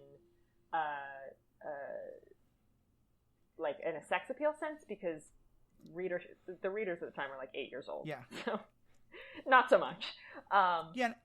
To Marston maybe, but not to the actual readers. Well, and to my understanding, Marston's idea was very much like he wanted girls to have someone to look up to. He also had a lot of very interesting theories about gender and power, and he had I'm trying to think how to explain this on a family-friendly podcast. He was a kinkster. Yeah, I mean, and I think it's interesting. The the movie about him and his two partners has now become quite well known and is sort of thought of, at least in polyamory communities, as like the most romantic movie that's been made for that community, Professor Marston and the Wonder Women. And I know there's a lot of stories, there's a lot of back and forth about how much that movie is an accurate representation, both of the relationship that the three had and the role that they all played. But certainly, from a lot of his biographies and stuff, I think this is made very clear.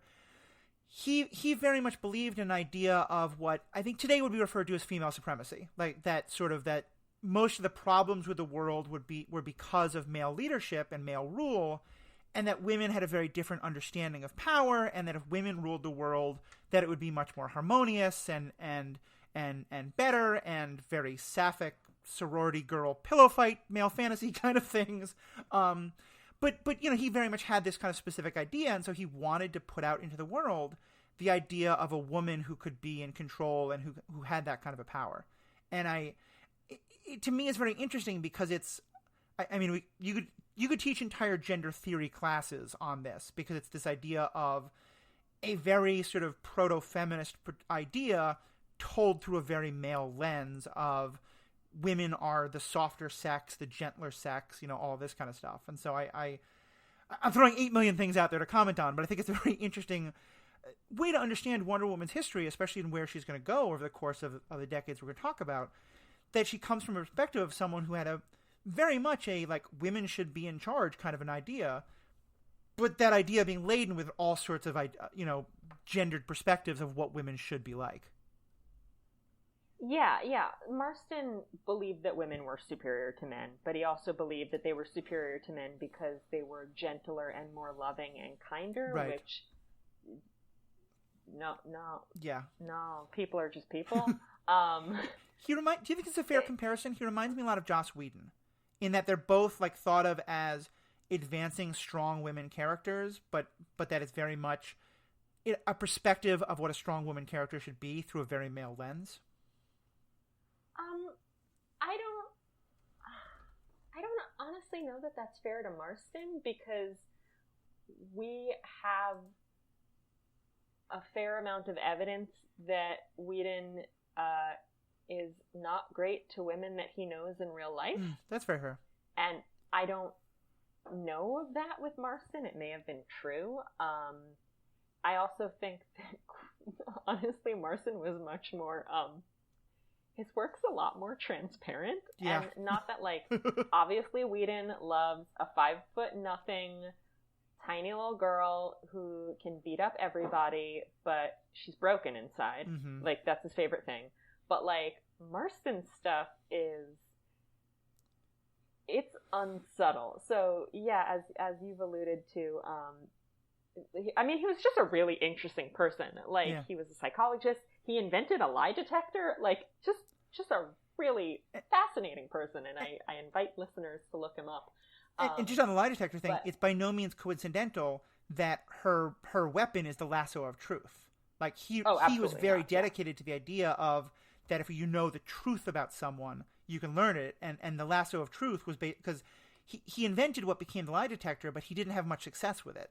And so the lasso of truth was in many ways his, like, another attempt to create a lie detector in his own weird way. Yeah. But yes, he was married, and he and his wife had a third female partner.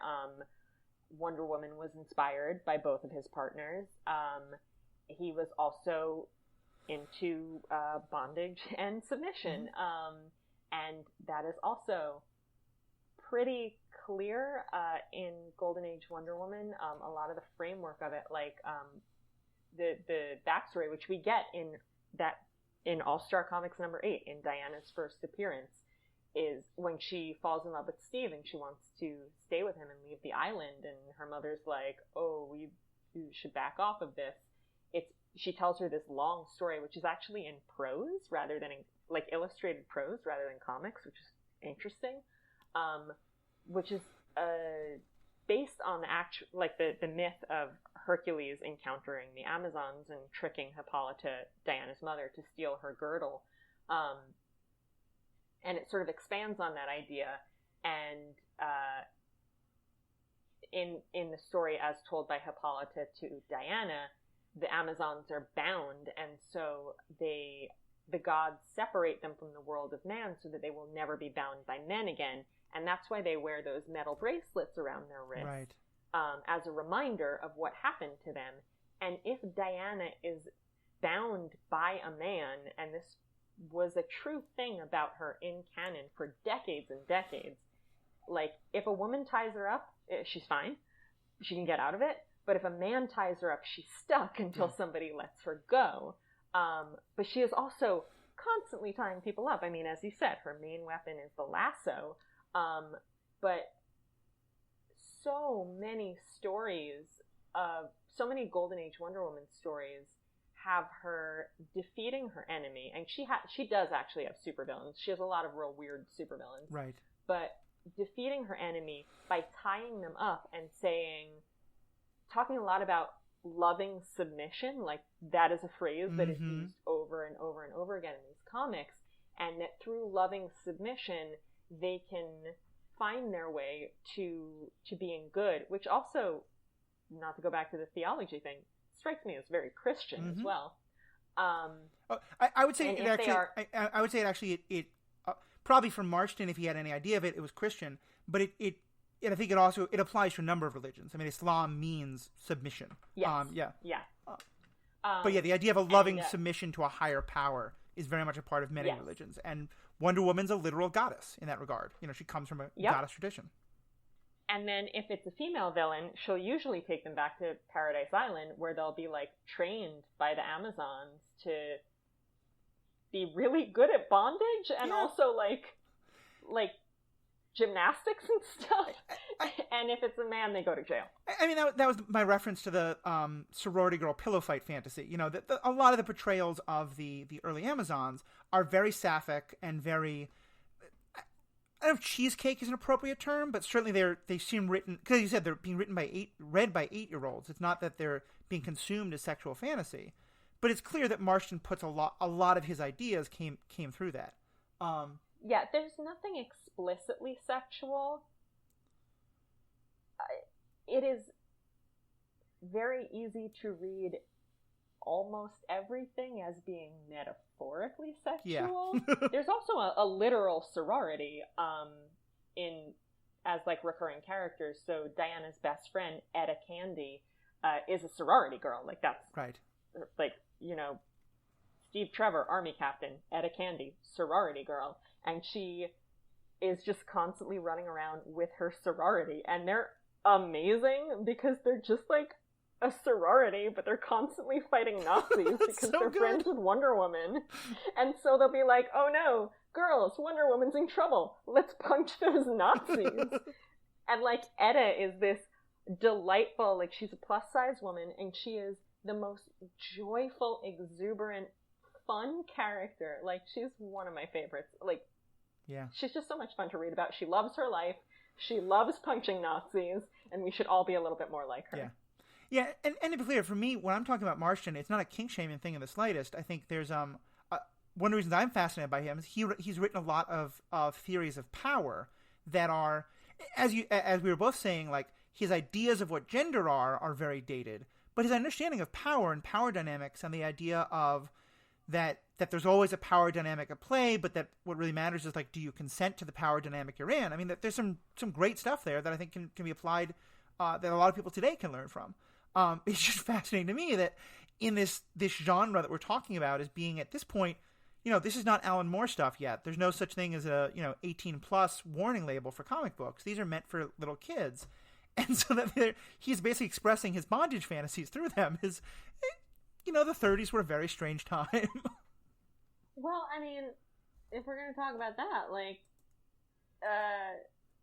so Joe Shuster, who, this is actually a little bit of a sad story, but Joe Shuster, who was one of Superman's creators, as I mentioned before, DC did not treat Siegel and Shuster very well. DC did not treat... None of these companies treated most of these creators very well, and there are many long stories of legal battles and bankruptcy and,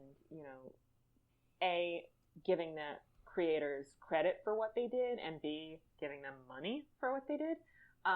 But Joe Shuster, at a point in his career, was at a financial low water, and so he did some kinky illustration work. That's awesome. And it's all like bondage and whips and things. But everybody in it looks like Clark and Lois because that was how he drew people. Oh, that's hilarious. There's a book, I don't remember the title, but if you look up like Joe Shuster, I mean, don't look it up at work. Nobody's on their office computer. Yeah. It's fine. But if you look up like Joe Shuster kinky art, I mean, I'm sure it'll pop up in your Google image results, but also there's like a whole book of them. It's beautiful work. Like I said, he was an amazing artist, and he was able to spend more time on this than he was on, cranking out a comic book. But it is very, very weird to be like, that's just Lois whipping Clark. That's hilarious. Good for her. It's not going to do anything. He's invulnerable, but they look like they're having a nice time. Yeah, I mean, first Google search, I'm finding exactly that. It's quite an outfit she's in. But yeah, so that's obviously a huge part of the Wonder Woman story. What was the reception? First of all, also I think it's interesting. I looked up the first Wonder Woman comic comes out, if I understand it, just in December of 1941. So just at the time that we're actually going into World War II. But it was written obviously before that. And if I remember, Steve Rogers he's a captain. There was a time in 1941 where we were sort of in this kind of twilight war of kind of like what had happened in Spain, where Americans were joining up with the British Air Force and the Chinese Air Force, and American military advisors were being involved, and American naval ships were helping to escort convoys, but we weren't officially at war. And so I think it's interesting that again, in that setting, we get this Steve Rogers story before the United States is officially part of the war.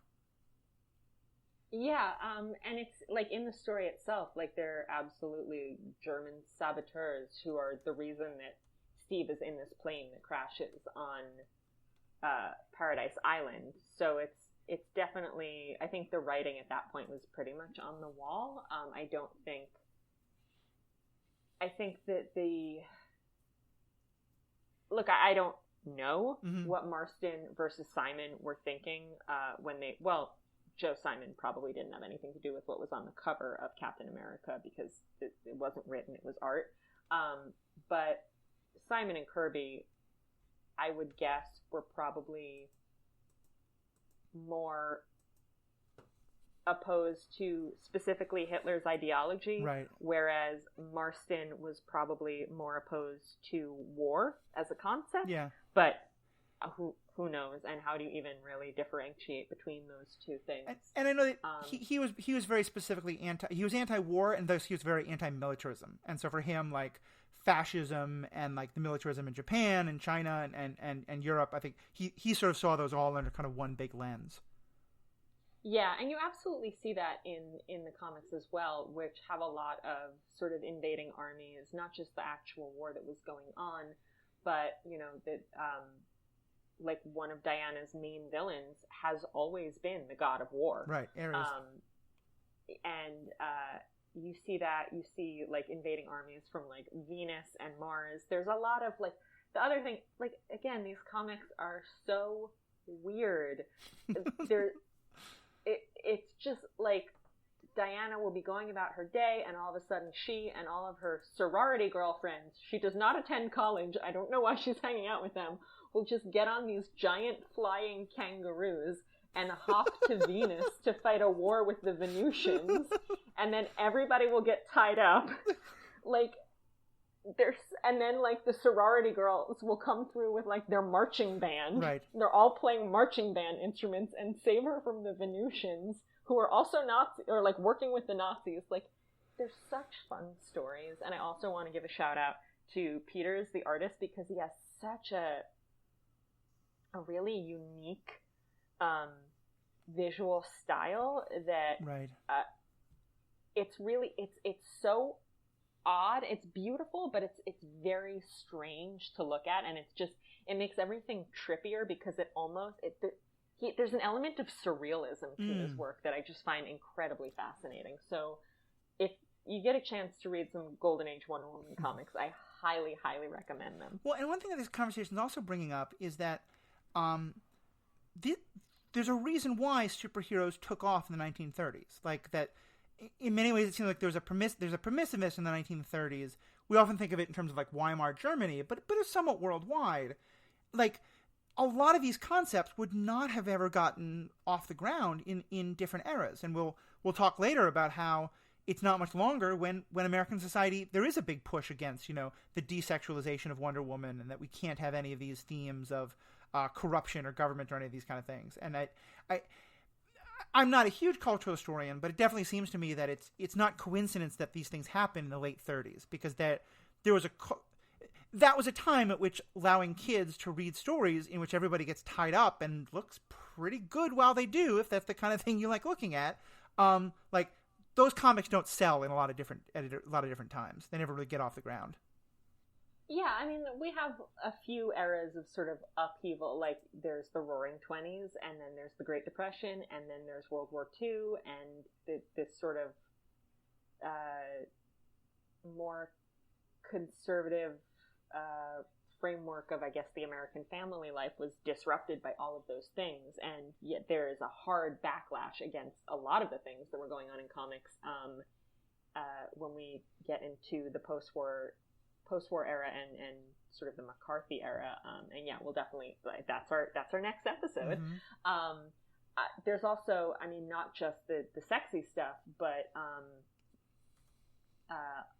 the sort of, I don't want to oversell this, but the sort of socialist ideas that you see in a lot of these early comics. Superman fighting corrupt landlords, and absolutely. I think there's at least one early issue where Superman is explicitly like helping a union get formed, where like the people he's fighting are like union busters. Oh, he is pro-union, he is pro-worker, he is anti-landlord, he is constantly like uncovering systemic corruption and corruption from people in positions of power. So government officials, but also like corrupt heads of orphanages and corrupt big businessmen. And this is also it's a very 1930s perspective. Yeah. It's a very Jewish perspective. It's a very 1930s Jewish socialist perspective. Yeah. And that was, of course, something that there was going to be a hard pushback against after World War II and at the beginning of the Cold War. Yeah, that quote from the article I was talking about, written by Goebbels, the Nazi, he specifically refers to Superman as like the product of the Jewish socialist mind and that kind of thing. Yeah, 100%. Yeah. Let me ask you a quick. We're going pretty late, and I don't want us to go too much longer. I know it's getting late where you are. But on the business side, and we want to talk quickly about Captain Marvel, the last one. But on the business side of things, so we've been talking about like Action Comics and Detective Comics. Am I right that so far all these characters are all being created by companies that are independent of each other? No.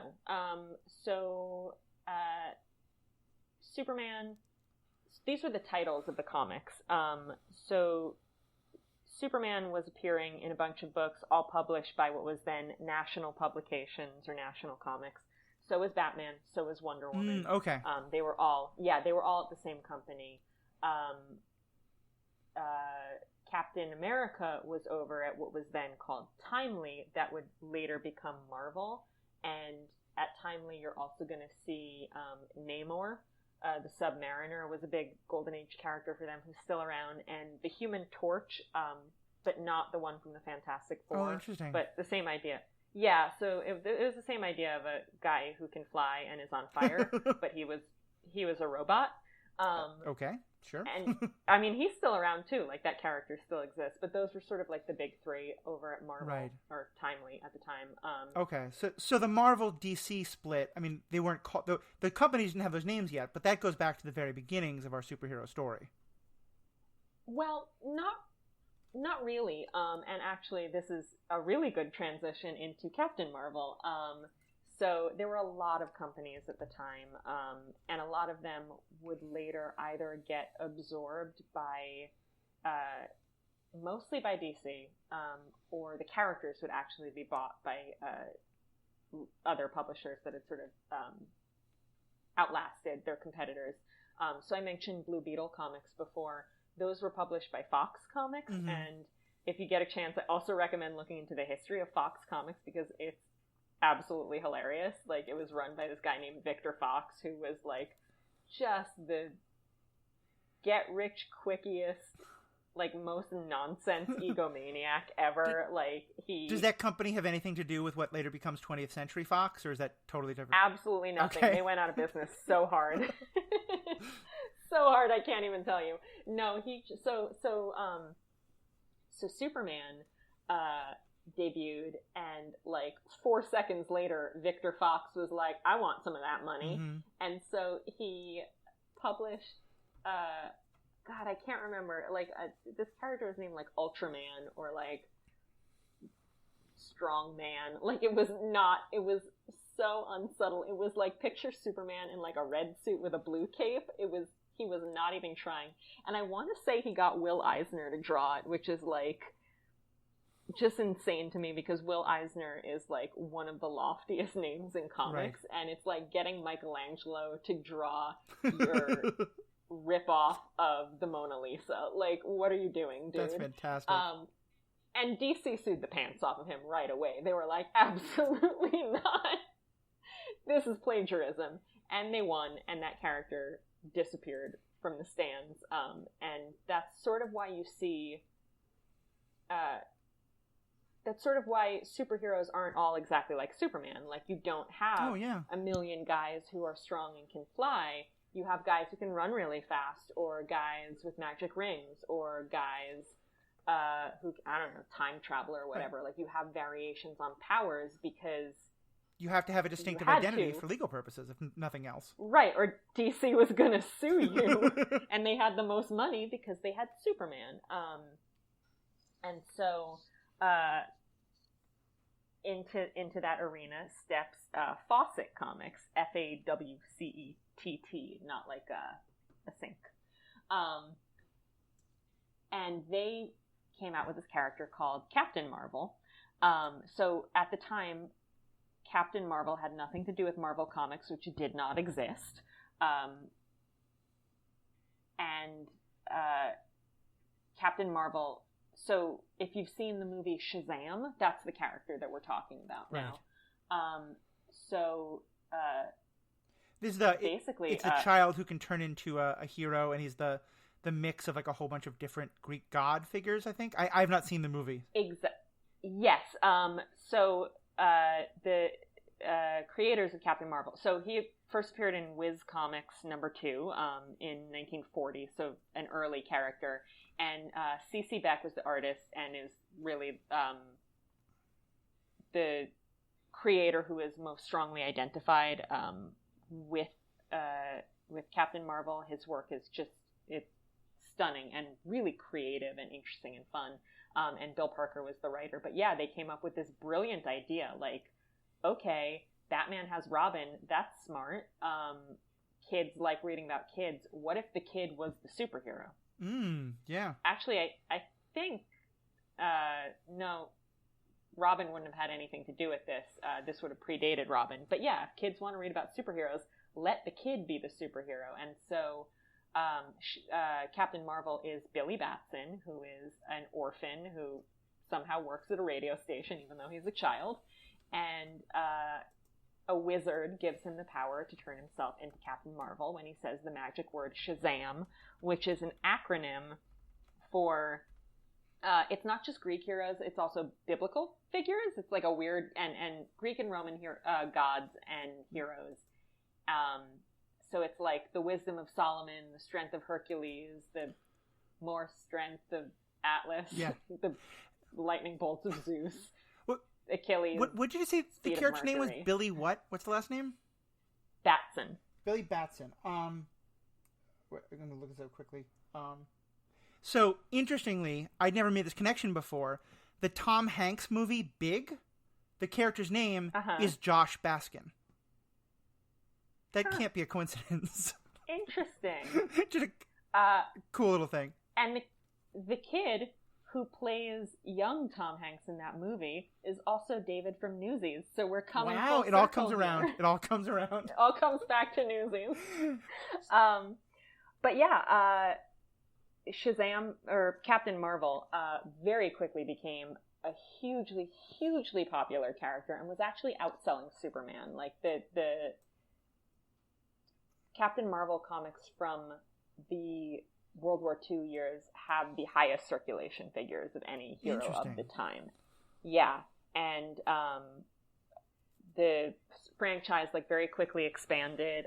Billy got a twin sister, Mary, who is Mary Marvel. She is the first sort of female spin-off character, like Batgirl or Supergirl. Mm-hmm. Mary Marvel predates them by nearly 20 years. Wow. She's great. I love Mary. And she's one of the earliest female superheroes. And they had there's an Uncle Marvel and Hoppy the Marvel Bunny. It's a fun franchise, and the villains are super weird. Like, one of their biggest villains is Mr. Mind, who's an evil caterpillar. They're really fun comics, and they're very much you look at them and you're like, yeah, kids are gonna like this. Right. They're so CC Beck's art is so kid friendly, it's so appealing. And yeah, DC was like, oh, we are having none of this. Absolutely not. We are suing you because your guy is strong and has black hair and a cape and can fly. And this lawsuit, basically the character got tangled up in a lawsuit for decades, and Fawcett had to stop publishing anything featuring the character in the early 50s, from the early 50s on. And because they could no longer publish their most popular character, they went out of business. Right. And DC bought the character. This is fascinating because I admit, as someone who doesn't know much, I've never quite understood the interaction of three different things. The name Captain Marvel, the name Marvel Comics, and now the other character that's named Captain Marvel as part of the Marvel Universe. Well, so here is where Marvel's like, all right, DC's being assholes. We want to be assholes too. Oh boy. So the way that you keep a copyright or a trademark, or I don't really know the distinction. Mm-hmm. I'm not a lawyer. But the way you keep that vital is you have to keep publishing something with that character in it, or you lose the rights to that name. So that's why you'll see things referred to as Ashcan comics, which are just we're just going to publish this thing to secure the rights to that name. Yeah. Spider-Woman, Marvel published the character, a comic with a character called Spider-Woman, because they didn't want DC to publish a comic with a character called Spider-Woman. Oh yeah, some of the most clunky comic book movies in the 1990s and 2000s were, as I understand it, for similar reasons, when there was a danger of losing control, and so you had to come up with some, Spider-Man, you had to do another Spider-Man movie, or another, some of the Fantastic Four movies, that there's that thought of you'd lose control of it. Right, you have to keep the rights. So because Fawcett couldn't publish Captain Marvel, and DC couldn't because they were suing them for Captain Marvel, or over Captain Marvel, Marvel, at this point, timely, had become Marvel Comics, and they were like, what if we published a comic called Captain Marvel? Who could stop us? And the answer was no one. And so their Captain Marvel had absolutely... It's such a dick move, and it makes me laugh every time I think about it. And so their Captain Marvel had absolutely nothing to do with any of this, magic wizard, Wisdom of Solomon, right, radio child stuff. It was an alien. And also was a man at this point, right? Yes. So if you've seen the movie, Annette Bening's character is a dude in the comics. Mm-hmm. And his name is Marvel with a hyphen in the middle, and he is an alien who came to Earth and was a superhero. And Carol Danvers basically hung around him and got superpowers kind of off of him, something exploded and she got I don't know. She got powers from hanging around him, and was Ms. Marvel for decades, which in and of itself was a political stance when she was first created, because Ms. MS period was a controversial prefix at the time. But that also says something about when she's created, because there was no MS in the 1930s. I'm guessing that means she comes along much later. No, this was the 70s. Yeah. Yes, this was the 70s. And so there have been like 5 or 6 different Captain Marvels over at Marvel, because like the original alien guy died, and then his kid was Captain Marvel, and then this another woman, Monica Rambeau, was Captain Marvel, who's actually the little girl in the movie. Right. And yeah, there have been a whole bunch of characters who were Captain Marvel until finally, I think in about 2014, I want to say, Carol finally became Captain Marvel. And then we got a movie called Captain Marvel that just ignores all that other stuff because it's very confusing. Well, and so, because Marvel had the rights to the name Captain Marvel, when DC bought the character of Captain Marvel from the dying Fawcett Comics, they could publish comics about a character named Captain Marvel, but they could not put that name on the cover and sell them as Captain Marvel comics, which is why all of a sudden you started to see DC comics called Shazam? The Power of Shazam, or Shazam and the Monster Society of Evil, which is a great comic. And eventually, a few years ago, they were like, let's just change the character's name to Shazam, which is like, well, then he can't say his own name because he'll turn back into a little boy, but okay. That's hilarious. I understand why you made that choice. And then we got a movie called Shazam at the same time that we got a movie called Captain Marvel, and it was very confusing for everybody. So I want to start us wrapping up, but there's 2 questions for me that come up. One is, so when the comic company decides to rename itself Marvel Comics, is that company name at all because of Captain Marvel over at the competitor, or is that just a coincidence? Oh no, I don't think that had anything to do with it. Yeah, I can't imagine that they would name themselves Marvel Comics after a rival publisher's character. Right. I mean, certainly my understanding is that, like, just the word, like, oh, that's such a Marvel, like that word was in much more common use. Today, if you said that word, people would think you're referring to the comics, but I think that word was just in much more common parlance at the time, so that would make sense. Well, yeah, it's like the idea of saying someone is a Superman was a much more generic concept, and now you are saying somebody is specifically like the character Superman. Yeah, I think definitely that's true. The other question is, and this is going to go beyond, but just since we're establishing kind of these 2 different companies, am I right then that Marvel doesn't have a Wonder Woman equivalent figure for quite some time, or was there a woman superhero who started in what becomes Marvel around this time who just didn't survive as long as Wonder Woman? Yes and no. So one thing that you start to see in that post-war era, and we'll get more into this next time, but after the war, superheroes stopped being as popular as they had been. They just were not on trend anymore. And one of the things that Marvel specifically, or Timely at the time, but one of the things that they specifically did to try and get back that readership or pivot to a slightly different readership was they came up with a lot of female superheroes. Okay. Or superhero might be a strong word for some of these characters, but they put out books starring women in these fantastic adventure comics to try, okay, we're losing the boys, let's see if we can get the girls. Right. Which didn't really work. And then that's where you have characters like there was Miss America at the time. There's Venus, who canonically exists within the Marvel universe as a superhero character, but she's literally just the goddess Venus who lives on the planet Venus, but then she decides to come to Earth and edit a fashion magazine. And she doesn't fight crime, she just edits a fashion magazine. Of course she does, you know. But technically, she lives in the same universe as Iron Man. I'm sure he's hit on her. He has to have hit on her at some point in the universe. Oh, absolutely. I mean, I think she's much more at the time, she was I'm the goddess of love, and everybody was okay, and they thought she was crazy. And now I think they know she's the goddess of love, and that's not going to stop Tony, but he's more aware of the consequences.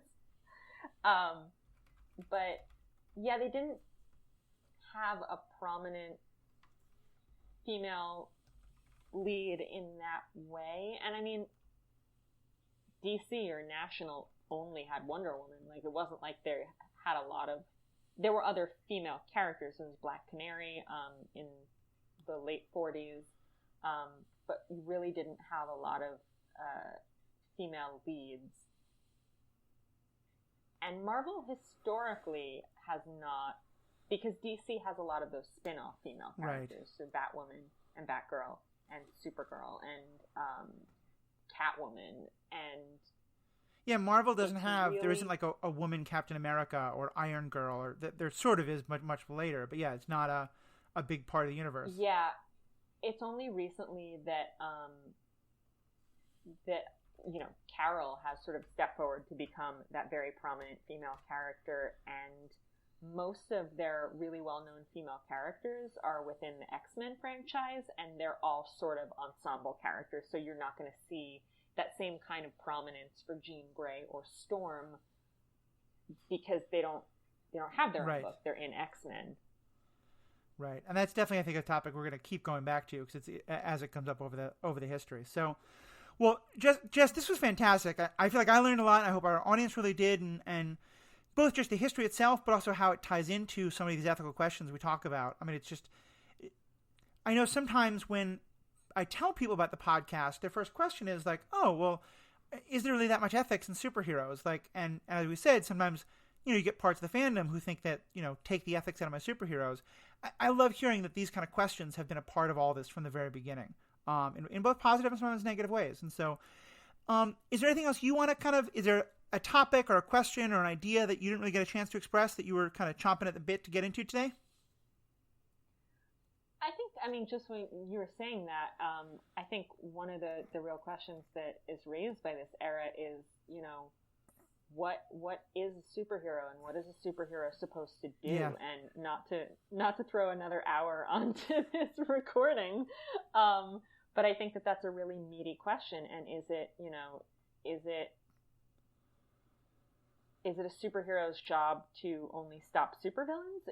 Is it a superhero's job to stop an abusive husband? Is it a superhero's job to protect a bank? Yeah. Is it a superhero's job to get involved in a war with a foreign country, especially if they are from another planet or an island civilization? I think those are all really, really interesting questions that are raised and that we sort of take for granted, but they were still figuring out the answer then. Or can a superhero kill? Yeah. Or can a superhero kill by accident and not feel bad about it?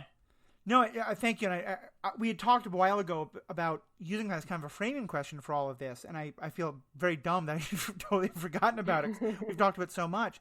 But I think you're right. That is a great question. And I don't want to throw another hour into this, especially for you. It's a lot later than where it is for me. But I am kind of curious your thoughts on that, especially because one thing I would start with is, in today's comics, at least especially the ones that I most resonate with, often there's this idea of we need a superhero because either the normal human abilities either are not up to the task if it's, fighting an alien invasion, or are not doing the job they should, because the like in Gotham, the police are corrupt or the police are bought off. And so Batman has to step up to fill in for the people who aren't. Are those ideas later, or do you see some of that like this early on, of the idea of like, the Metropolis police aren't doing their job, so Superman has to step up, or the U.S. military is just so overwhelmed? Because I can imagine in comics that are supposed to be patriotic and in the midst of World War II, you don't want to tell a story that says the U.S. military is going to lose unless it has a superhero, because that's kind of certainly not very supportive of the U.S. military. Like, where did this idea of like why superheroes are needed come in? Well, specifically with the war and with Superman, they actually had to come up with a reason that he wasn't involved, because, yeah, like, no matter what you do, like, what are you going to do? Tell a story where Superman does get involved with the war, and then he ends it, but in real life people are still dying? Like, that's no good either. You can punch Hitler, but you can't kill him. Well, yeah, I mean, they had to kind of keep him away from a lot of. There are definitely war stories, but they mostly kept him away because it's just kind of tacky, honestly. And so I love this. There's a story where he, because he lives in America at the onset of World War II, he actually goes to enlist. But when he's reading the eye chart, his X-ray vision kicks in by accident, and he looks into the next room and reads the wrong chart, and they're like, "Wow, this guy can't see that's a hilarious. thing." And that's why Clark Kent did not serve in the armed forces during World War II, and I love that so much. I've heard lots of really awful draft dodging excuses. That's a much better one. It was by accident. He didn't mean to. But can you imagine being the guy next to Clark Kent at basic? Like, why can't you do 48 push-ups? Clark's on 1,048, like. Well, he'd have to fake it, and then it would be like, why are you so beefy, but you can't do a push-up? Yeah. What's wrong with you? It would be like watching the real Chris Evans pretending that he can't do push-ups before they did all the CGI in the first movie. But yeah, like, I think there's definitely a certain element of corruption that superheroes are fighting, less from the, like, average cops. At the time, the depiction of cops was much more sort of like a goofy Irish beat cop stereotype. They're kind of dumb, but they're not malicious. Right. I think it's less, the idea is less that these forces are so overwhelming that we need a superhero to save us, because the superheroes weren't that powerful then. I mean, early Superman, he couldn't fly, he wasn't that strong, he didn't have any of his vision powers. Like, that all came gradually. And yeah, there were, okay, this mad scientist has a laser and I have to go fight him because I'm the only one who can. But it was less, I have to fight this because no one else can, and more, I have to fight this because I'm here and I can. It was not so much, and I think this is very much part of a World War II collective patriotic mentality.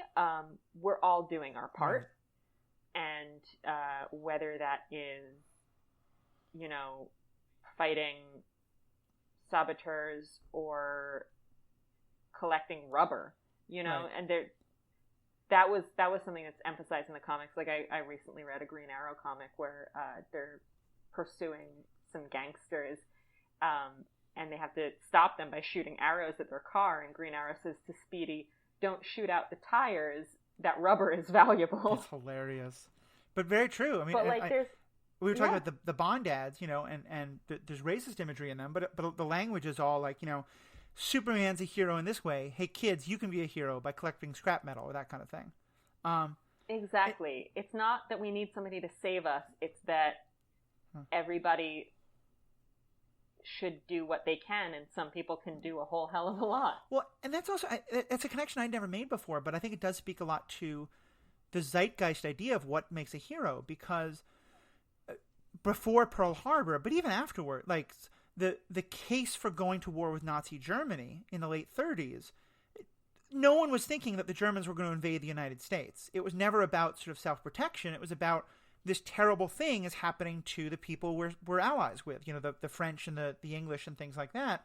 And so we should help to stop it, and that we have this power and we can go out and do good in the world, which obviously there's also the quote marks being made with my fingers, because that concept can get into very dangerous ways.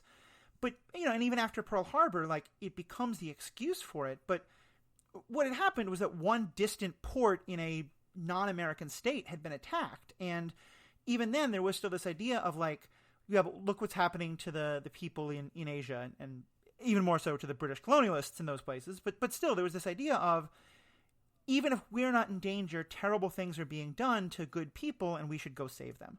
And so, yeah, it makes sense that would be kind of the heroic idea of the day as well in the superheroes. Yeah, and I mean, I do think that there was a certain sense that, like, this imperialism is not going to stop at the ocean's borders. But yeah, I think there's an idea of if you can do something, you should do something. Right. And I think that's an idea that, continues. It's very much an idea that's prevalent in Spider-Man. Yeah.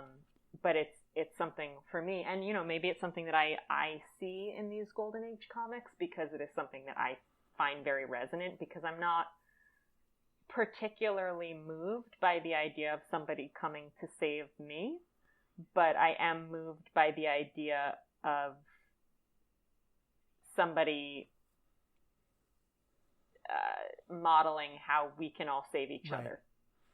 Yeah, I think that's a really good way to put it. I know you and I have somewhat on pod and somewhat off pod had these running discussions about what you can call the Team Tony, Team Cap discussion, but with Superman and Batman takes on a very different element. But just this idea of, the positives versus dangers of someone like Superman, going out into the world to fight evil and all that kind of thing. And so I think using that question of what is a hero defined as during this time is one that we're going to keep coming back to, because it's pretty fundamental to this whole question.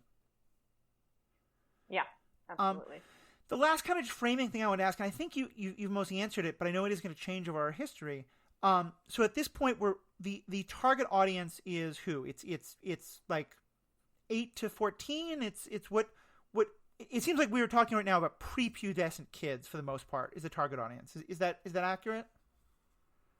Yeah, I mean, I think to a certain extent it's everyone, not necessarily with the comic books, but with the characters. Right. I mean, again, Superman was in every form of mass media that existed, but so were a lot of these characters. You had Batman had movie serials as well.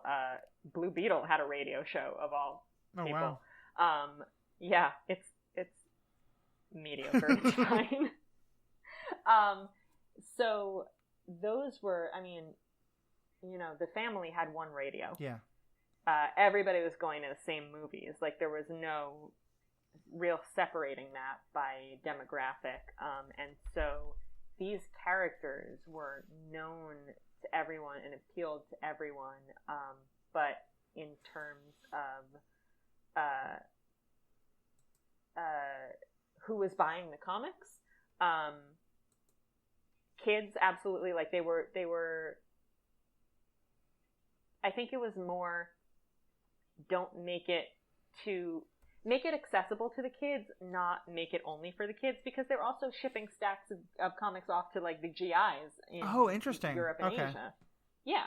So, which, I mean, that's also like if you 3 years ago you were 15 and you were reading comics and now you're 18 and you're far from home. Yeah, I would want somebody to send me some Captain Marvel. Yeah, that makes a lot of sense.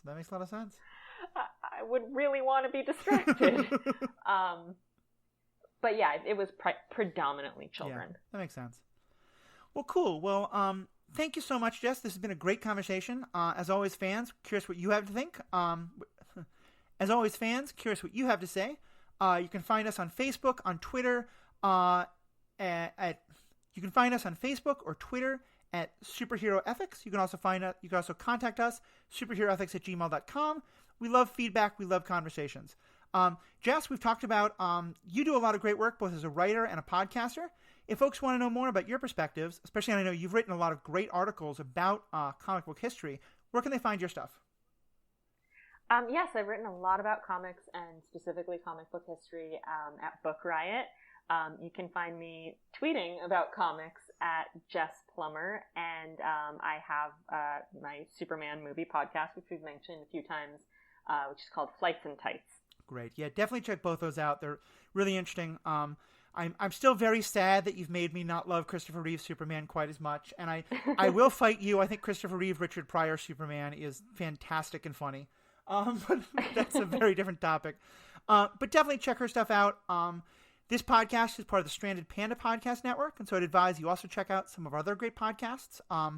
My other podcasts include Star Wars Universe Podcast, as well as Bingers Assemble. Bingers Assemble is another great one in which they do movies. I'm also on PandaVision.